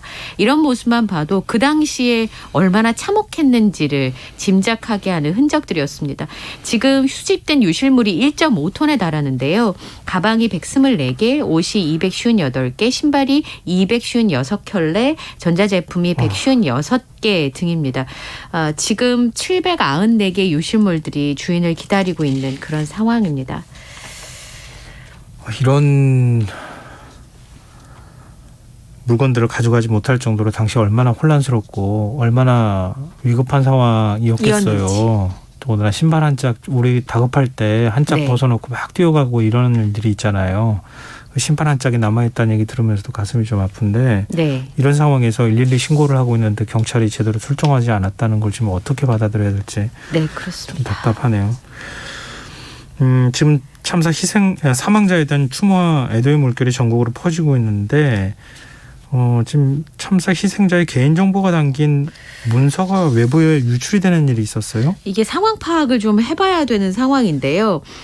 이번에 이태원에서 숨진 20대 A씨 정보가 담긴 내부 문서가 예. 전날 오후에 외부에서 어제 오후에 외부에서 유포되고 있다는 사실이 확인이 됐습니다. 이게 청주시의 자치행정과가 작성한 한 장짜리 문서인데, 희생자의 이름과 생년월일, 가족관계, 심지어 집 주소까지 굉장히 자세하게 적혀 있어요. 청주시에서 왜 애초에 이 문건을 작성했냐면 희생자 지원 대책을 마련하기 위해서 내부 보고용으로 이 문건을 작성했는데, 충청북도랑 주민센터에서 정보를 공유하는 차원에서 파일 형태로 한 부씩을 보냈다는 겁니다. 네. 그런데 작성 이후에 보고나 공유 과정에서 굉장히 철저하게 보안이 지켜져야 되는 이 문건의 보안이 문제가 생긴 건데요. 심지어 이 문서를 찍은 사진이 메신저를 통해서 일반인에게 무분별하게 유포가 되고 있습니다. 청주시에서는 내용 자체가 굉장히 민감해서 작성 이후에도 안전 관련 부서에만 안전 관련 부서와 공유하지 않았고, 외부로 네. 유출될 경위를 철저하게 조사하고 있다. 그리고 충청북도에 유포된 문건이랑 청주시에서 받은 자료 일부 문구가 다르다고 합니다. 네. 그리고 청주시에서 제공한 자료에는 지금 유포된 사진 하단에 기재된 내용이 없다는 거죠. 그러니까 청주시가 가지고 있는 문건은 아니라는 건데, 그러면 자치센터인가? 예. 자치센터에서는 철저하게 보안을 유지했기 때문에 외부 유출 가능성이 없다, 이렇게 얘기하고, 심지어 이 문건이 있다는 존재 자체를 아는 직원이 거의 없다는 거예요. 그래서 주민센터에서 유출한 것도 아니라 그러고, 아까 말씀드린 것 시에서 유출한 것도 아니라 그러고, 그래서 이게 지금 알 수가 없는 상황인데 어쨌든 경찰에서는 이게 좀 심각한 사안이기 때문에 문건의 유출 경위나 또 최초 유포자를 찾기 위해서 수사에 들어갔습니다. 야, 밝혀질 거예요. 네. 이런 건 금방 밝힐 수 있습니다. 네. 그것도 이걸 만약에 외부로 유출했다, 공무원이 유출했다고 하면 굉장히 심각한 네, 거죠. 그렇죠. 그런 문제인 것 같고요. 그리고 이번 압사 참사를 악용한 문서 파일 형식의 악성 코드가 유포가 되고 있다고요? 네. 그러니까 정부 당국에서 이태원 사태에 대응하는 상황을 보고하는 보고서라는 이름으로 예. 보고서는 아닙니다. 그런 메일하고 문자 메시지가 악성 코드를 심고 여러 군데 퍼지고 있는데요. 한국인터넷진흥원에서 이태원 사고 대처 상황 보고서로 위장한 악성 문서가 발견됐다라고 지금 발표를 했습니다. 정부와 공공기관을 사칭한 거잖아요. 예. 메일하고 문자 메시지, 영상, 이미지 파일을 이용해서 피싱이나 스미싱의 사이버 공격에 활용될 가능성이 굉장히 높은데 제목은 혹시 문자 메시지나 메일 오면 절대 열어보지 마십시오. 네. 이태원 사고 대처 상황 하고 DOCX 마이크로소프트 워드 파일로 되어 있습니다. 한글 예. 파일이 아니고요. 주요 악성 코드 유포 경로로 지목이 되어 있는데 이게 행정안전부 홈페이지에 올라와 있는 중앙재난안전대책본부의 보고서로 위장한 것으로 보입니다. 근데 실제 보고서는 제가 말씀드린 것처럼 한글 파일이에요. 예. 근데 이거는 마이크로소프트 워드 파일로 되어 있는데 구글의 플랫폼 중에서 바이러스 토탈이라고 있습니다. 여기가 뭐냐면 전 세계 인터넷을 이용하는 사람들이 악성 코드로 의심되는 파일을 자발적으로 올리는 거예요. 그러면 전 세계에서 이용하는 이용자들이 저런 악성 코드가 지금 유행을 하고 있구나라고 알 수 있도록 하는 그래서 이제 파일을 올려주면 안전성 검사를 해주는 그런 플랫폼인데요. 예. 그래서 지금 보안업체와 백신 업데이트를 지금 국가안보실에서 진행을 한다는 거잖아요. 그러니까 지금 여러분들께서 하셔야 되는 거는 이런 내용의 문자, 그다음에 메일은 열었다 하면 이제 나중에 너무 힘든 상황이 벌어지기 때문에 네. 절대 열지 마십시오. 예. 만약에 저한테 보내면 이태원 사고 대처 상황을 저한테 보낼 리가 없잖아요. 예. 그렇죠. 받을 이유가 없는데 호기심을 유발하려고 그렇죠. 하려고 이렇게 보내는 지금 거잖아요. 가장 관심이 있어 하는 부분이기 때문에 참 별의별 거를 진짜 예. 이걸 해서는 안 될 일을 그렇습니다. 이렇게 해서 악용을 합니다. 자, 다음 뉴스로 넘어가겠습니다. 우리가 지금 경북 봉화에서 광산 매몰 사고 난 것에 대해서는 좀 상대적으로 좀 관심이 소홀한 것 같은데요. 지금 매몰 사고가 난 지 벌써 일주일째 아닙니까? 네. 어제 1차 이 시추 작업이 실패에 돌아갔다 이런 소식이 전해졌는데 구조 작업에 그 이후에 좀 진전이 있었습니까? 진입로 확보하는데 8일이 더 걸릴 거라는데 8일요? 사실 전 지난주에 토요일이나 일요일쯤에는 근접할 수 있을 거란 얘기를 들었거든요. 네, 그런데 지금 맞아요. 앞으로 8일이 더 걸릴 거라는 건데 제가 이 부분에 있어서 조금 더 분노하게 되는 지점은 네. 이걸 시추 작업을 진행하는 게 사람의 생명이 경각에 달려 있는데 이게 준비된 도면이 너무 오래된 도면이어서 오류가 많았다는 게 오늘 밝혀졌어요. 그러니까 예. 이게 가장 속상한 부분인데 그 도면을 믿고 시추를 했는데 시추를 한 거잖아요. 그러니까 갱도 지도를 보고 예. 매몰자가 있을 것으로 추정되는 사실은 이제 펄이 무너져서 사고가 난 거는 지하 190m 지점인데 그러니까 여기가 갱도가 수직 갱도고 네. 우리 나무 뿌리처럼 옆으로 이렇게 뻗어 있잖아요. 갱도가. 그래서 이제 밖에서 수색을 하시는 분들의 입장에는 지하 170m쯤 어디로 대피를 했을 거라고 왜냐하면 거기 그 반장분이 베테랑이시기 때문에 네. 그렇게 추정을 하고 시추를 시작을 했거든요. 그런데 두 곳의 시추 작업을 진행을 했는데 말씀하신 것처럼 어제 첫 지점에서도 실패했고 오늘 2차 지점에서 매몰자 위치를 찾는데 실패를 했습니다. 근데 산업통상자원부 관계자의 설명이 제가 너무 애가 타는 게 서둘러서 구조 작업을 하느라고 오래된 도면을 토대로 시추 위치를 추정한 탓에 오차가 발생했다는 거예요. 네. 그래서 이게 그 당시에는 가장 신뢰성 있는 자료로 신속하게 준비를 했는데 이제 그게 문제가 되니까 측량을 해가지고 그걸 토대로 다른 지점의 시추 작업을 진행할 예정인데 여기가 기존 위치랑 10m가 넘게 차이가 난다는 겁니다. 네. 그러니까 지금 일주일째 가족의 생존을 기다리고 있는 가족의 입장에서는 이건 뭐 피가 마른다는 이상의 표현이 좀 필요한 상황인데요. 진작에 전문가들이 와서 오래된 도면을 보고 할 게 아니라 측량을 해가지고 했으면 지금 사고가 발생한 지 일주일째가 밑에 됐죠. 공간이 있으면 공간이 있는지 확인할 수 있으니까. 네. 그래서 지금 구조당국에서는 4대 이상의 시추기를 가동할 예정인데요. 강원 삼척광산에서 채굴이나 측량 경험이 있는 전문가 작업자 10여 명을 추가로 시추와 구조 작업에 투입할 예정이라고 합니다. 그리고 구조대가 이제 진입할 수 있는 통로는 145m 가운데 70m 가량을 뚫는 데 그쳤고 말씀드린 것처럼 지난 주말쯤에는 구조 가능할 것이라는 뉴스가 나왔었거든요. 네. 중간중간에 안반이 있으니까 이게 계속 시간이 늘어나고 있는 그런 상황이고요. 구조 진입로 확보는 앞으로 8일이 더 걸릴 것으로 예상을 하고 있습니다. 그리고 이 그 시추 작업을 할 때 필요한 그 천공기가 2대밖에 없었어요. 네. 근데 이제 가족분의 얘기는 대통령이 지시를 했는데도 아직까지 2대밖에 못 구하고 이제서야 석대 넉대 주조를 해서 시추 작업을 한다는 건 너무 이제 분통이 터지는 그런 상황입니다. 두 분이 지금 네. 고립이 돼 있는 상황이잖아요. 그렇습니다. 가족들이 얼마나 지금 애끓을까. 그래서 국가 차원의 특수구조대나 재난 전문가를 투입해달라라고 하는 그 요구를 지금 하고 있는 상황입니다. 지금 일주일, 앞으로 8일 정도. 그럼 2주가 되는 거잖아요. 이제 들어가실 때 10리터의 물이랑 약간의 커피 분말만 가지고 들어가셨거든요. 좀 시간이 촉박하다는 사실을 잊지 말았으면 좋겠습니다. 네. 자, 지금 여러분께서는 KBS 라디오 김성환의 시사회와 함께하고 계십니다. 다음 뉴스 이어가겠습니다. 수원 발바리로 불린 연쇄 성폭행범 박병화가 지난 31일 출소했는데 네.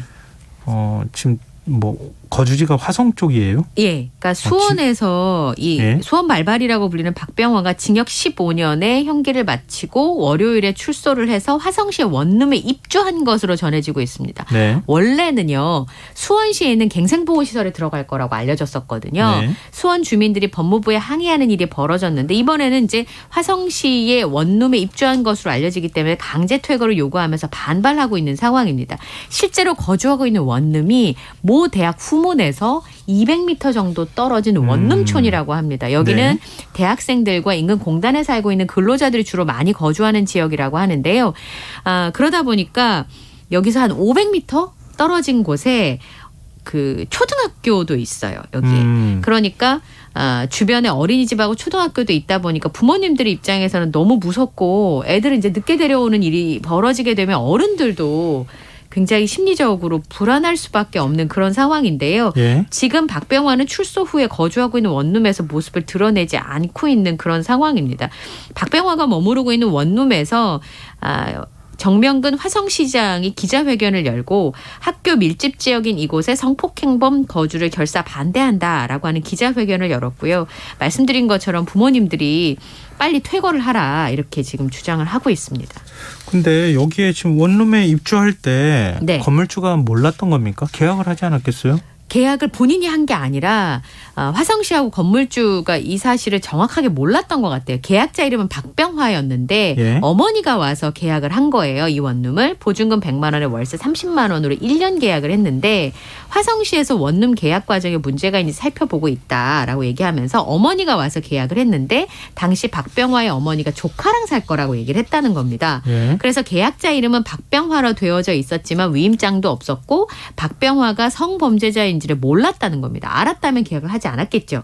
건물주는 모르고 한 계약이지만 주변 분들한테 미안한 마음이 크다면서 도의적인 책임이 있고 대화를 통해서 해결하면 좋겠지만 해결점을 마치 못 찾는다. 그러면 건물주분께서 법적으로 가겠다라는 얘기를 하고 있는 상황이고요. 예. 소송을 진행하는 방안도 고려를 하고 있습니다.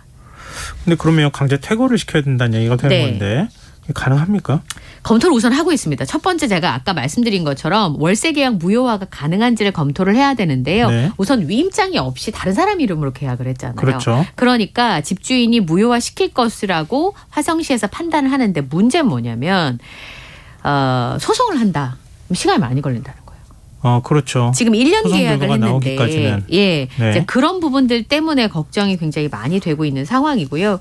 또 하나는 지금 주민들이 굉장히 불안해하는 상황이기 때문에 대책을 지금 세워야 되는 상황인데요. 네. 24시간 직원이 근무하면서 감시 초소를 설치해서 감시하도록 하겠다는 것, 그리고 CCTV와 가로등도 추가로 설치할 계획이라고 하는 것이고요.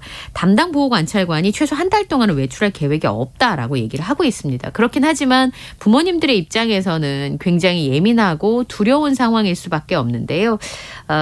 이런 일들이 계속 반복되고 있잖아요.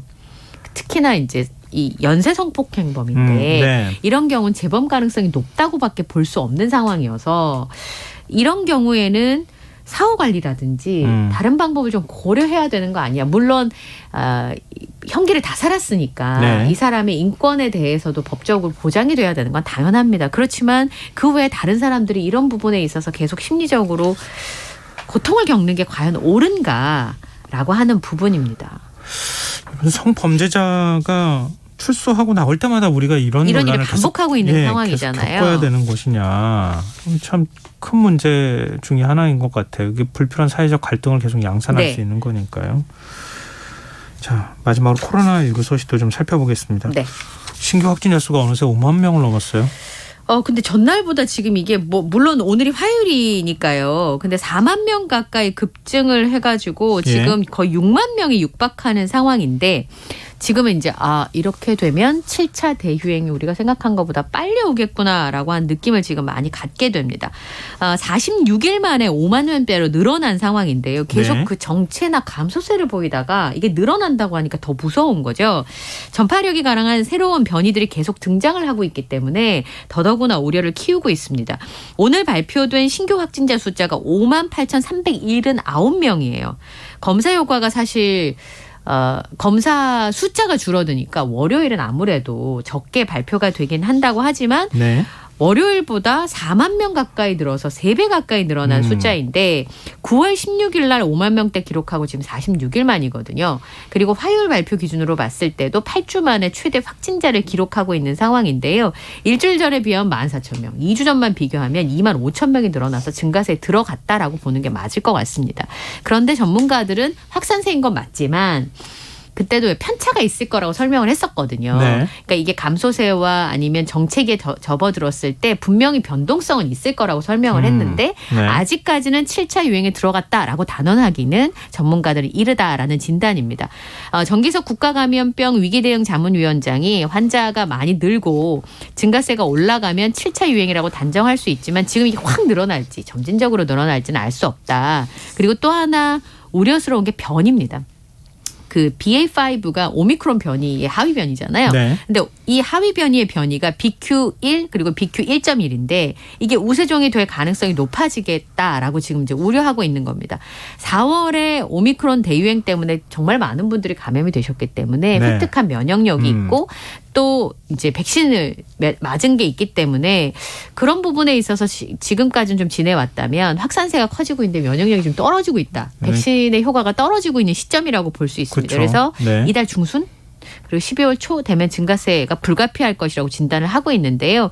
그러니까 그러면 확진자가 확 늘어나지 않도록 그렇게 늘어나지 않도록 고위험자들이 코로나19 개량 백신을 좀 맞아달라라는 당부가 있었습니다.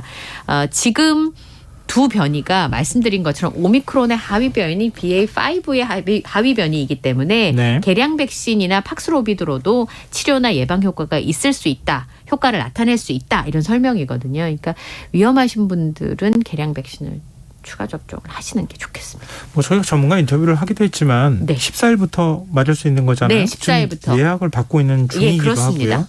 50대 이상은 백신 접종하시길 권고한다. 이게 방역당국의 공식적인 입장이고. 그리고 당일날도 자녀 백신 예약해서 맞으러 가시면 돼요. 그렇죠. 네, 예, 자녀 백신도 맞을 수 있고요. 네.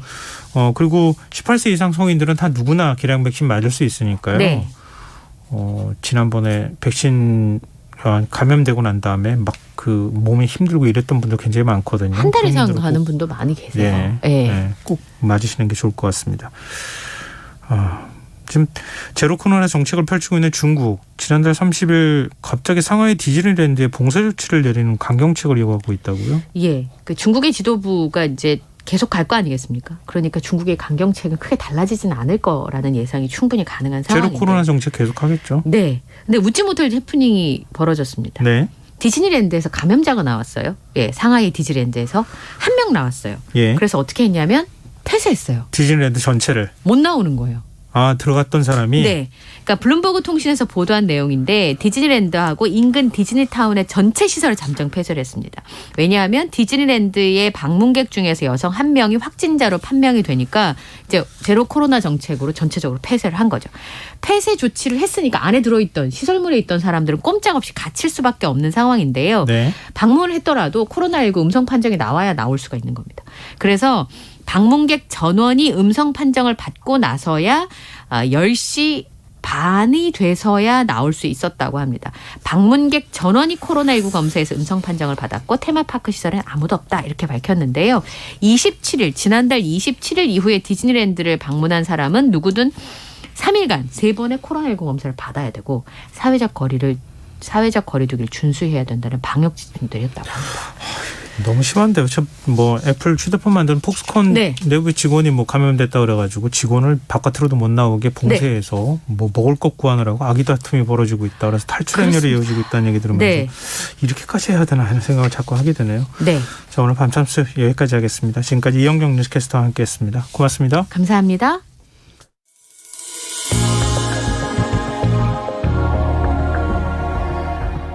KBS 1라디오 김성환의 시사야.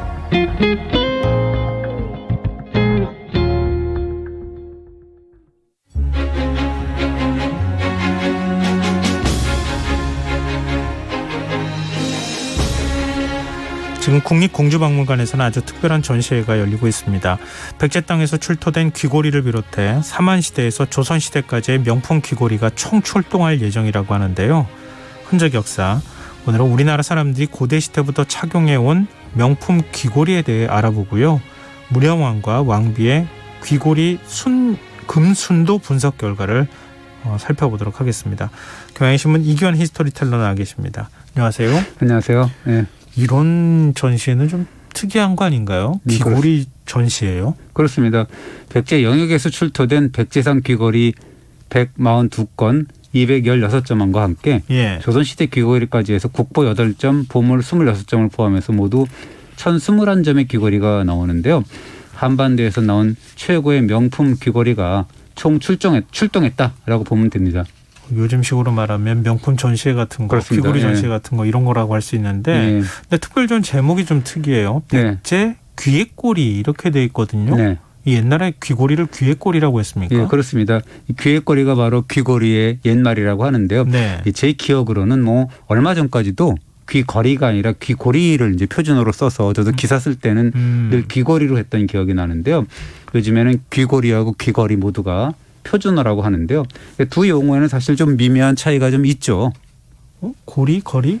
어떤 차이가 있습니까? 예, 그 귀고리는 귓불을 뚫고 다는 장신구의 의미가 좀 크고요. 그것이 더 오랜 시간 사용했다 그러고요. 예전부터 귀고리는 둥근 고리 모양으로 이렇게 만들어서 했는데 귓불에 구멍을 뚫고 안정적으로 고정을 시키려면 고리 모양이 이렇게 거의 동그랗게 이렇게 해야 가장 알맞게 됐다라고 하는 건데 최근까지도 귀고리가 표준이었다라는 생각을 해보면 왜 그럴까 생각을 해보면 귀를 뚫고 다는 귀고리의 역사가 귀거리의 역사보다 좀 뿌리 깊은 것이 아니냐 그런 생각도 듭니다. 그렇군요. 그러면은 귀거리는 귀에 건다. 예, 그렇습니다. 그럼 이게 역사가 상대적으로 짧다는 건가요? 예, 뭐 그렇게 이제 그 용어상으로는 그렇건데 사실은 표준어가 됐죠. 귀고리나 귀거리 이렇게 보면 귀를 뚫거나 장식하는 모든 장신구를 이렇게 통칭하는 의미로 똑같이 표준어를 쓴다라고 하는데 그 예전에는 귀를 뚫고 고리를 꿰어서 다는 귀고리가 보편적이었다가 조선조 선조임금 때 귀를 뚫는 풍습을 언금하는 그런 사례가 생기거든요. 그러니까 귀고리가 원래 원 형태에 가깝게 사용됐었는데 조선시대에 귀를 못 뚫게 하니까 거리 형태로 귀거리를 하면서 그러면서 이름이 두 가지가 생겼다 이렇게 또 해석이 가능하겠군요. 예, 그렇습니다. 그래서 1572년 실록을 보면 그렇게 나와요. 그래서 선조임금이 뭐 개탄을 하죠. 양반 성인과 남녀노소 할 거 없이 귀를 뚫고 귀고리를 다는 풍습 이거는 이제 개탄을 하게 되는데 이렇게 얘기를 하죠. 신체와 발부는 부모에게서 물려받는 건데 훼손시키지 않는 게 효도의 시초다. 그런데 요즘 양반이나 평민 남녀 할 것 없이 귀를 뚫고 귀고리를 달아서 중국 사람들의 조롱을 받는다. 그래서 사원부가 나서서 엄벌에 처하라. 라는 명을 내렸는데 선조는 뭐라 그러냐면 이것이 부끄러운 오랑캐의 풍습이다라고 개탄을 하면서 중국에는 없는 풍습이다라고까지 했습니다. 이 여러 가지 의미가 있을 것 같은데요. 부끄러운 오랑캐라고 하면 당시 여진족을 얘기했을 것 같은데 하여튼 뭐 아무리 성리학이 들어오고 난 다음에 신체 발부 수지 부모라 하더라도 그 이전부터 귀고리를 계속 해왔을 텐데 그러게요. 굳이 이렇게까지 금지할 필요가 있을까도 싶거든요. 예, 선조임금의 그 말이 팩트는 아니에요. 예전에 그 이전에 중종실록을 보면 뭐라고 되어 있냐면 연산군의 서자 중에 9살 때 그 사약을 받고 죽은 양평균 이인이라는 그 사람이 있는데 그 어린 분인데 죽었죠. 근데 그 사람의 인상착의를 말하면서 귀에 귀고리를 꿰는 구멍이 있다라고 이제 인상착의를 기록을 했거든요. 그리고 후기에 이제 조선 후기에 이유원의 이마필기라는 책을 보면 귀고리조라고 있어서 귀고리를 설명을 했는데 선조의 비만기 내용, 그러니까 그 특별 담화문 내용을 인용을 하면서 중국에서도 아주 오래 전부터 귀를 뚫고 귀고리를 다는 풍습이 있었다라고 이제 고쳐서 설명을 하거든요. 네네. 그 사실은 중국과 한국의 선사시대 유물을 봐도 뭐 삼국시대도 마찬가지잖아요. 귀고리가 엄청나게 발굴이 되거든요. 뭐 무려 한 4,500년 전 그 유물도 나오게 그러는데요. 삼국시대 귀고리도 있고 그렇습니다.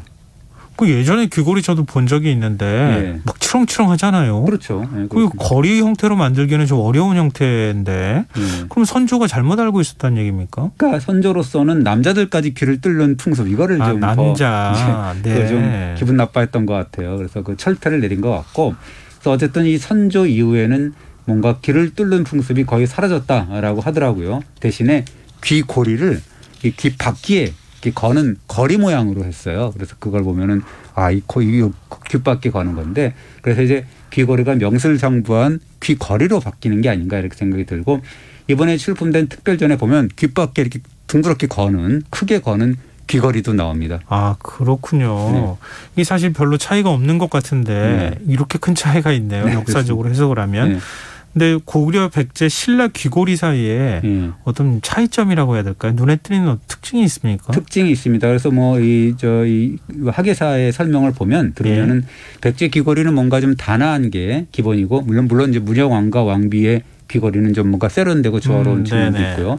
고구려 귀고리 같은 경우는 선이 좀 굵고 강건하고 그 특유의 어떤 그런 그 사람들의 특성을 이렇게 보여줄 수가 있는 거죠. 그리고 신라 귀고리는 뭔가 정교하고 화려함의 극치를 보인다. 그리고 가야 귀고리는 백제 영향을 좀 받아가지고 간결하지만 뭔가 하여튼 가야 특유의 어떤 여러 줄을 장식하는 연결고리 이런 것들 독특한 끝장식을 달았다라고 하고요. 제 눈에 보면은 뭔가 신라와 백제 귀고리에 도드라진 차이점이 하나 있더라고요. 어떤 차이점요? 그러니까 신라에 주로 뭐 지난번에도 설명을 드렸지만 여성 무덤에 출토되는 귀고리 중에 굵은 고리 귀고리라고 있습니다. 고리가 굉장히 굵거든요. 그래서 국보로 지정된 되게 유명한 보문동 귀고리 같은 거는 신라를 대표하는 귀고리인데 백제에서는 이런 굵은 고리가 안 보여요. 없고 남녀를 막론하고 가는 고리로 해서 되게 가는 걸로 해서 가는 고리 디자인을 선호했다. 이렇게 좀 차이점이 있는 것 같더라고요. 이거 좀 헷갈릴 것 같아서 제가 혹시 몰라가지고 좀 질문을 드리는데요. 귀걸이 두께가 되게 두꺼운 형태, 금으로 만들었는데 두꺼운 형태를 말씀하시는 두꺼운 거죠? 형태를 고리 자체가 굉장히 두껍죠. 두꺼고 크고. 근데 백제는 그런 게 안 보여요. 얇아요. 굉장히 작아. 이거 얇고 가는 귀걸이죠. 근데 정반대로 공통점은 없습니까? 그 백제 귀걸이를 보면 고구려의 특징이 뭐냐면 일체형 구조라고 하는데 고리 아래 연결 장식, 중간 장식, 가장 밑부분에 보면 드리개 장식이라서 이게 달랑달랑거리는 장식들이 있는데 땜질로 하나를 이렇게 일체형으로 이렇게 떼었다라고 할 수가 있는 거고요. 그리고 이제 중간 장식을 원통형으로 이렇게 만든 거라든가 끝에 구분옥을 고곡을 달았다 이런 것들은 또 뭔가 신라 귀걸이하고 닮았다라는 거고요.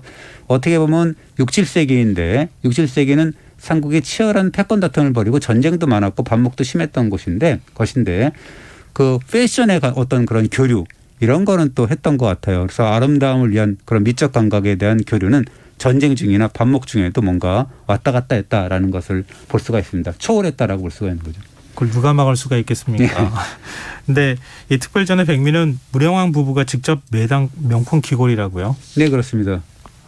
이 왕과 왕비 귀걸이니까 뭐 그랬다라고 볼 수가 있겠지만 네. 뭔가 조선조 선조 임금이 봤으면 아니 한나라 임금이 다스린 임금이 무슨 저렇게 귀걸이를 달았을까 남자도 망측스럽게 뭐 이렇게 얘기를 할 수 있을 것 같은데 사실은 뭐 그때는 뭐 조선시대는 아니잖아요. 뭐 그러니까 그 달랐을 거고 이 문양 왕과 왕비 합장묘 뭐 되게 유명하죠. 1971년에 네, 그렇죠. 그 공주 송산리 고분군의 배수로 공사 도중에 이제 우연히 발견이 됐고 그 두 분은 526년과 529년에 그 이 4년 간격 525년과 529년이죠. 4년 간격으로 묻혔거든요. 두 분이. 그리고 이 두 분의 곁에는 그분들이 생전에 착용한 금제 장신구 그러니까 그 착장한 그대로 모습을 드러냈죠. 예전에 말씀해 주신 적이 있었던 것 같은데 유물을 하룻밤 사이에 수습했다고 하셨잖아요. 그게 이제 흑역사라고 하는데요. 몰려드는 기자들 때문에 그 인파를 감당하지 못하고 삽으로 썰어 담아가지고 살자루에 썰어 담았다 뭐 이런 흑역사가 있는데요. 그래도 어쨌든 그렇게 해서 이제 다 수습을 했는데 그런 것들 다 정리를 해가지고 담았을 거 아니에요. 그 유물들을 나중에 수십 년 뒤에도 하나하나 이제 정리를 하고 분석을 하는데 그중에 모령왕 부부의 곁에서 출토된 그 장신구 가운데 29건 64점을 대상으로 해서 비파괴 분석을 했어요. 잘라볼 수는 없으니까요. 그런 분석을 했는데 주목할 만한 결과를 얻어냈다. 바로 상당수 금제 장신구의 금순도가 거의 99.9%에 근접한다. 그 24K더라라는 사실이 밝혀졌죠. 요즘에 골드바 막 자랑하는 거 보니까 99.9999 네 자리 얘기하더라고요. 포텐 뭐 그렇게. 예, 근데 그 두 자리까지 내려갔다는 거잖아요. 당시 기술로는 정말 대단하네요. 예, 그렇습니다. 그래서 이 분석 결과를 좀 알아보면 무령왕의 머리맡에서 확인된 금제 관장식 머리에 매달았을 거 아니에요. 그걸 분석해 보니까 금 함유량이 98%에서 99.07% 그러니까 23.5에서 23.8K라고 이제 측정이 됐고요. 무령왕이 착용한 귀걸이를 보면 몸체 이렇게 그 두 줄 들이개를 한 귀걸이인데 98에서 99.84 그러니까 완전히 24K라고 할 수가 있는 거고요. 무령 왕비 그러니까 여자분의 왕비의 어떤 금제 관장식을 보니까 이 금판의 금 함유량을 보면 99.1에서 99.22%예요. 그러니까 23.8K 뭐 24K라고 봐도 되고요. 남편과 비슷한데 왕비 귀걸이는 두 쌍이 발견됐는데 그중에 한 쌍은 99.8%까지 가고 다른 한 쌍은 99.83% 그러니까 24K다라고 봐도 뭐 과언이 아니죠. 뒤에 소점 자릿수를 저희가 얘기하는 게 좀 겸연쩍을 만큼 순도가 굉장히 높은데요. 좀 다른 그 장신구들도 그렇습니까? 그렇습니다. 이 목걸이 있잖아요. 왕비가 걸고 있던 목걸이 두 점도 보면 98에서 99.1% 그걸 뭐 캐럿으로 하면 23.5에서 23.8K라고 하는데요. 그다음에 왕비의 머리 오른쪽하고 가슴 부위에서 출토된 그 고곡을 씌운 금 모자가 있습니다. 굉장히 정교한 거거든요. 그런 각종 금제 모자를 쓴 그런 금 함유량을 보면 99.87% 그러니까 뭐 24K죠. 그런 것들이 상당수였는데요.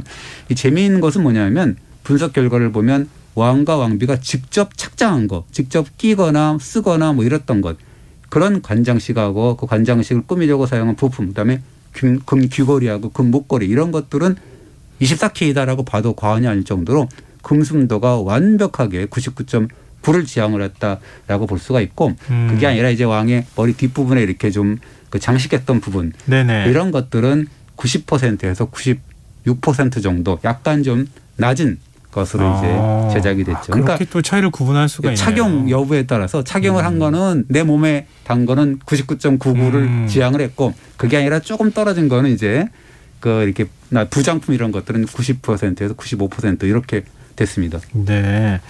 그런데 우리가 흔히 황금문화 이러면 신라를 떠올리잖아요. 네, 그렇습니다. 신라 금제품들은 어떻습니까? 예, 그 경주 보문동 합장묘가 있거든요. 굉장히 유명한 그 무덤인데요. 굴식 돌박 무덤이라고 하는데 6세기 전반이니까 아마도 무령왕 능하고 거의 비슷한 시기에 축조가 된 그런 건데 그 굴식 돌박 무덤에서 출토된 국보 순금제 귀걸이 한 쌍 굉장히 유명한 귀걸이가 있어요. 한 쌍이. 그 금 함유량은 92.32%에서 97.76% 정도 됩니다. 그 차이가 있네요. 조금 낮죠. 그래서 이 합장묘가 그러니까 묘가 두 개일 거 아니에요. 거기 중에 하나는 굴식 돌박 무덤이고 하나는 돌모지 덧널 무덤인데 돌모지 덧널 무덤에서 나온 귀걸이는 아까 돌박 무덤에서 나온 귀걸이는 97% 정도까지 되는데 그 덧널 무덤은 그 귀걸이는 금은 합금이에요 또. 그래서 이 금이 71%에서 은이 28%까지 가거든요. 그래서 그 이외에 이제 신라 고분에서 출토되는 장신구 이런 것들은 뭐 아까 얘기했던 그런 금주 장신구도 있지만 대부분은 금은 합금으로 이렇게 이루어졌다라고 볼 수가 있습니다. 예전에 그 신라의 금관도 금 순도가 그렇게 높지 않다고 말씀하셨던 게 기억이 나는데 완전히 높지 않다고 했죠. 그러니까 뭐 높지 않다라는 표현보다는 완전히 높지가 않다라는 건데요. 그 신라의 대표물이잖아요. 금관 같은 경우는 그렇죠. 순금은 아니더라라는 거 지난번에 말씀 한번 드렸는데 일정량의 은이 함유가 돼 있더라라는 거죠. 그래서 금관의 세움 장식 있잖아요. 그 위에 이렇게 세움 장식을 보면 그 금관 6점을 분석을 해보니까 금 함유량이 80%에서 89% 정도 됐는데 교동금관의 경우가 가장 높아서 가장 이른 시기에 만든 금관인데 그게 한 89% 정도 되고 그래서 이제 황남대청 북분, 금관청, 천마청, 금룡청, 서봉청 이렇게 순으로 가는데 서봉청 금관의 경우는 80.3%로 좀 떨어지더라라는 겁니다. 그래서 순도로 따지면 21.1K에서 19.3K 정도 그 사이였더라라는 거고 은 함유량은 뭐 11%에서 19% 정도 이렇게 이 무덤마다 달랐다. 무덤에서 나온 금관마다 좀 다른 측면이 있고 그 둥근 밑동이라 해서 관태 그 금 함유량도 역시도 차이는 있었지만 81%에서 88% 그다음에 달개라 해서 딸랑딸랑 거리는 그거 흔들거리는 그런 달개는 뭐 한 79%에서 88% 뭐 금실은 뭐 한 78%에 86% 그러니까 전체적으로 보면 80%에서 89% 정도 그 사이를 왔다 갔다 하더라라는 게 측정이 됐죠. 그러니까 요즘식으로 말하면 패션 유행은 서로 교류가 있었는데 만드는 건 각자 만들었다. 이렇게 해석이 가능할 것 같아요. 조금 다르죠. 그래서 이 신라 금관과 함께 출토된 관장식 뭐 이런 거는 아까 백제 문양왕릉 같은 경우는 거의 99%가 넘었는데 여기를 보면은 신라 거는 한 천마청은 82.9%, 83% 됐고 금관청은 87% 정도 됐고 허리띠와 허리띠 장식은 뭐 한 75에서 85%금 함유량을 보였고 목걸이는 71%에서 98%. 이거는 목걸이 같은 경우는 뭐 문양왕릉 같은 경우는 거의 99.87%까지 갔었잖아요. 그러니까 한마디로 얘기하면 백제의 문양왕 부분은 뭔가 24K를 지향을 했다라는 거를 알 수가 있고요. 근데 신라 왕들은 뭔가 금은 합금 한 10% 정도나 뭐 몇 퍼센트 정도는 그 금은 합금을 허용을 했다. 10%도 10한 뭐 몇 %는 그랬다고 볼 수가 있는 거죠. 지금 그 선호도의 차이입니까? 아니면은 순금으로 만들지 않은 신라 시대 순금으로 만들지 않은 어떤 실용적인 목적이나 이런 게 있는 겁니까? 여러 가지로 이제 분석이 가능한데요. 이 단순히 금의 함유가 백제께 높다고 해서 문양께 높다고 해서 백제의 재련 정량 기술이 신라를 능가했다. 너무 능가했다라고 뭐 할 수 있는 말은 아니고요. 여러 가지로 생각해 볼 수가 있는데 사실 금은 굉장히 부드러운 성질을 갖고 있거든요. 그렇죠. 약하죠. 굉장히 약합니다. 그래서 순금만 사용했을 경우는 연성이 강해가지고 굽어지거나 휘어지는 그런 경향이 강합니다. 그래서 신라의 경우는 시기가 빠른 교동금관의 순도가 아까 얘기했던 89% 정도 돼도 가장 높은데 처음에는 이렇게 순금으로 이렇게 금관을 제작을 했다가 그렇게 추구했다가 금관의 강도를 유지하기 위해서 은을 좀 섞은 게 아니냐 뭐 이런 주장도 있고 그다음에 이 순금의 경우는 색깔이 좀 붉어요. 붉은데 이 은을 좀 섞으면 광택이 나거든요. 반짝반짝거리게 되거든요. 그래서 이게 신라 금관의 경우는 뭔가 좀 이렇게 반짝반짝거리고 광택을 내기 위해서 뭔가 순금을 고집하지 않은 게 아니냐라는 분석이 가능한 거죠. 오늘 말씀 뭐랄까요? 설득력이 되는데요. 왜냐하면 금은 굉장히 약하니까요. 금관을 이렇게 관 장식할 때 위로 세우면은 금방 꺾여버릴 것 같으니까. 그러니까는요. 그래서 뭐 은을 넣을 수도 있고 광택도 있고. 근데 이게 지금 말씀하셨잖아요. 그러니까 세우면은 뭐 흔들리고 주저앉고 뭐 이럴 수 있다라는 건데 그럴 수 있긴 있지만, 그러니까 이 맞는지도 모르죠. 아까 그랬던 강하게 한 문제. 근데 신라 금관의 경우를 보면 은을 적게 섞었든 많이 섞었든 상관없어요. 굉장히 약해요. 보면 지금도 굉장히 약해서 이 관태도 뭔가 두 개의 못으로 이렇게 살짝 이 고정하고 있기 때문에 조금만 움직여도 뭔가 세움 장식이 꺾여서 이렇게 봅니다. 사진을 보면 굉장히 약하게 생겼습니다. 그래서 과연 저거를 그 평상시에 쓰고 있었을까라는 생각이 들 정도로 약하죠. 그래서 단순하게 강도를 높이기 위해서 은을 섞었냐라고 우리가 뭐 100% 장담할 수는 없다라고 볼 수가 있습니다. 혹시 이것도 제 추측입니다만 금이 좀 모자라서 조금 적게 넣었을 수는 없을까요? 그러니까는 그것도 가능성이 있는 얘기죠. 왜냐하면 이 소비량이 급증한 어떤 그런 금을 그만큼 구하기 어려워서 그랬던 것이 아닌가라는 이야기도 나옵니다.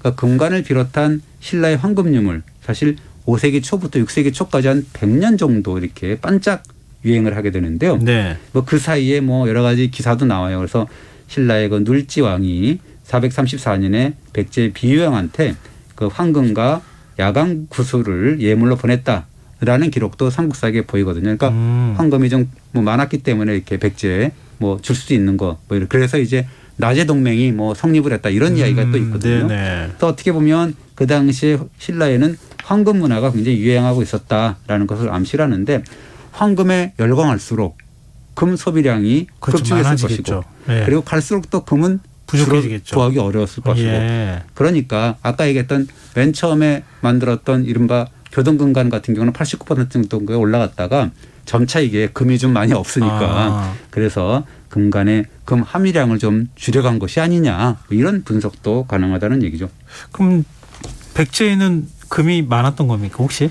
뭐 그럴지는 의문입니다. 그러나 갱이 강국이라 그래서 원래 백제가 한성 함락과 공주 천도 이후에 쪼그라든 국력을 추스리고 다시 강국이 되었음을 그 한 분이 누구냐면 문영왕이거든요. 문영왕이 갱이 강국이라고 하는 그런 거를 기치를 내세웠는데 그 부부잖아요. 그러니까 생전에 최고 장인들이 만든 명품으로 치장했을 거고 그 두 분이 서거하니까 그 유품을 생전에 장착한 그대로 묻어주었을 것이다. 이런 추측이 가능합니다.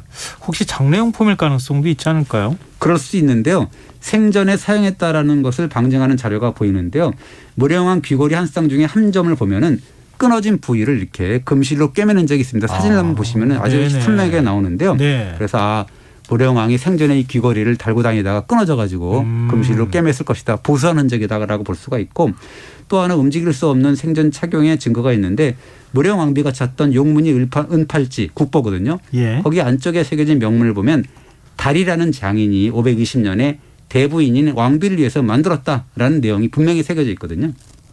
520년이 왕비가 돌아가시기 전 아니에요? 돌아가시 6년 전이죠. 그래서 이 백제 최고의 장인인 다리가 왕비 한 분을 위한 팔찌를 만들었다. 정말 무령 왕비를 위한 한정판 명품을 만들었다라고 볼 수가 있는 거죠. 네네. 또 하나 이 주목할 만한 것은 한 쌍씩 이렇게 출토가 된 관장식이라든가를 보면 뭔가 좀 달라요. 하나하나가. 그래서 두 명의 장인이 만드는 게 아니냐. 뭐 이렇게 우리가 추측도 가능합니다. 참.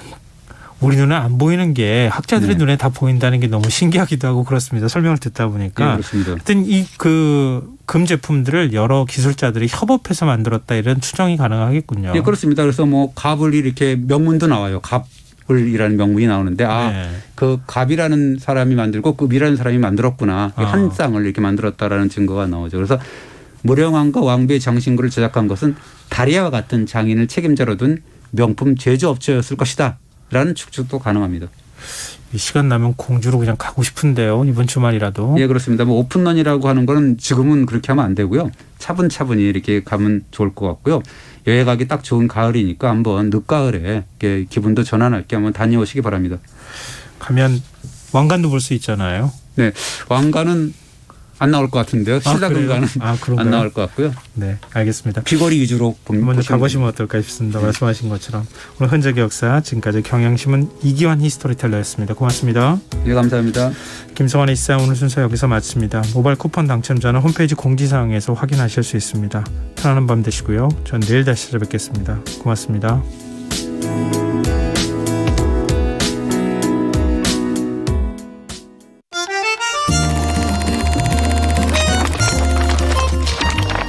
이다혜의 영화관, 정여울의 도서관. 안녕하세요. 영화에 대해 자팍다식한 대화를 나눌 이다혜입니다. 이번 주에 이야기하는 영화는 드니 빌레브 감독이 연출하고 에이미 애덤스, 제레미 레너가 출연한 2016년 영화 컨택트입니다. 테드 창이라는 SF 작가가 있습니다. 동시대 과학소설 작가들의 인정과 동시대 과학소설 독자들의 기대를 한몸에 받고 있는 작가인데요. 유명한 SF 문학상들인 휴고상을 4번, 로커스상을 4번, 네뷸러상을 4번 수상했습니다.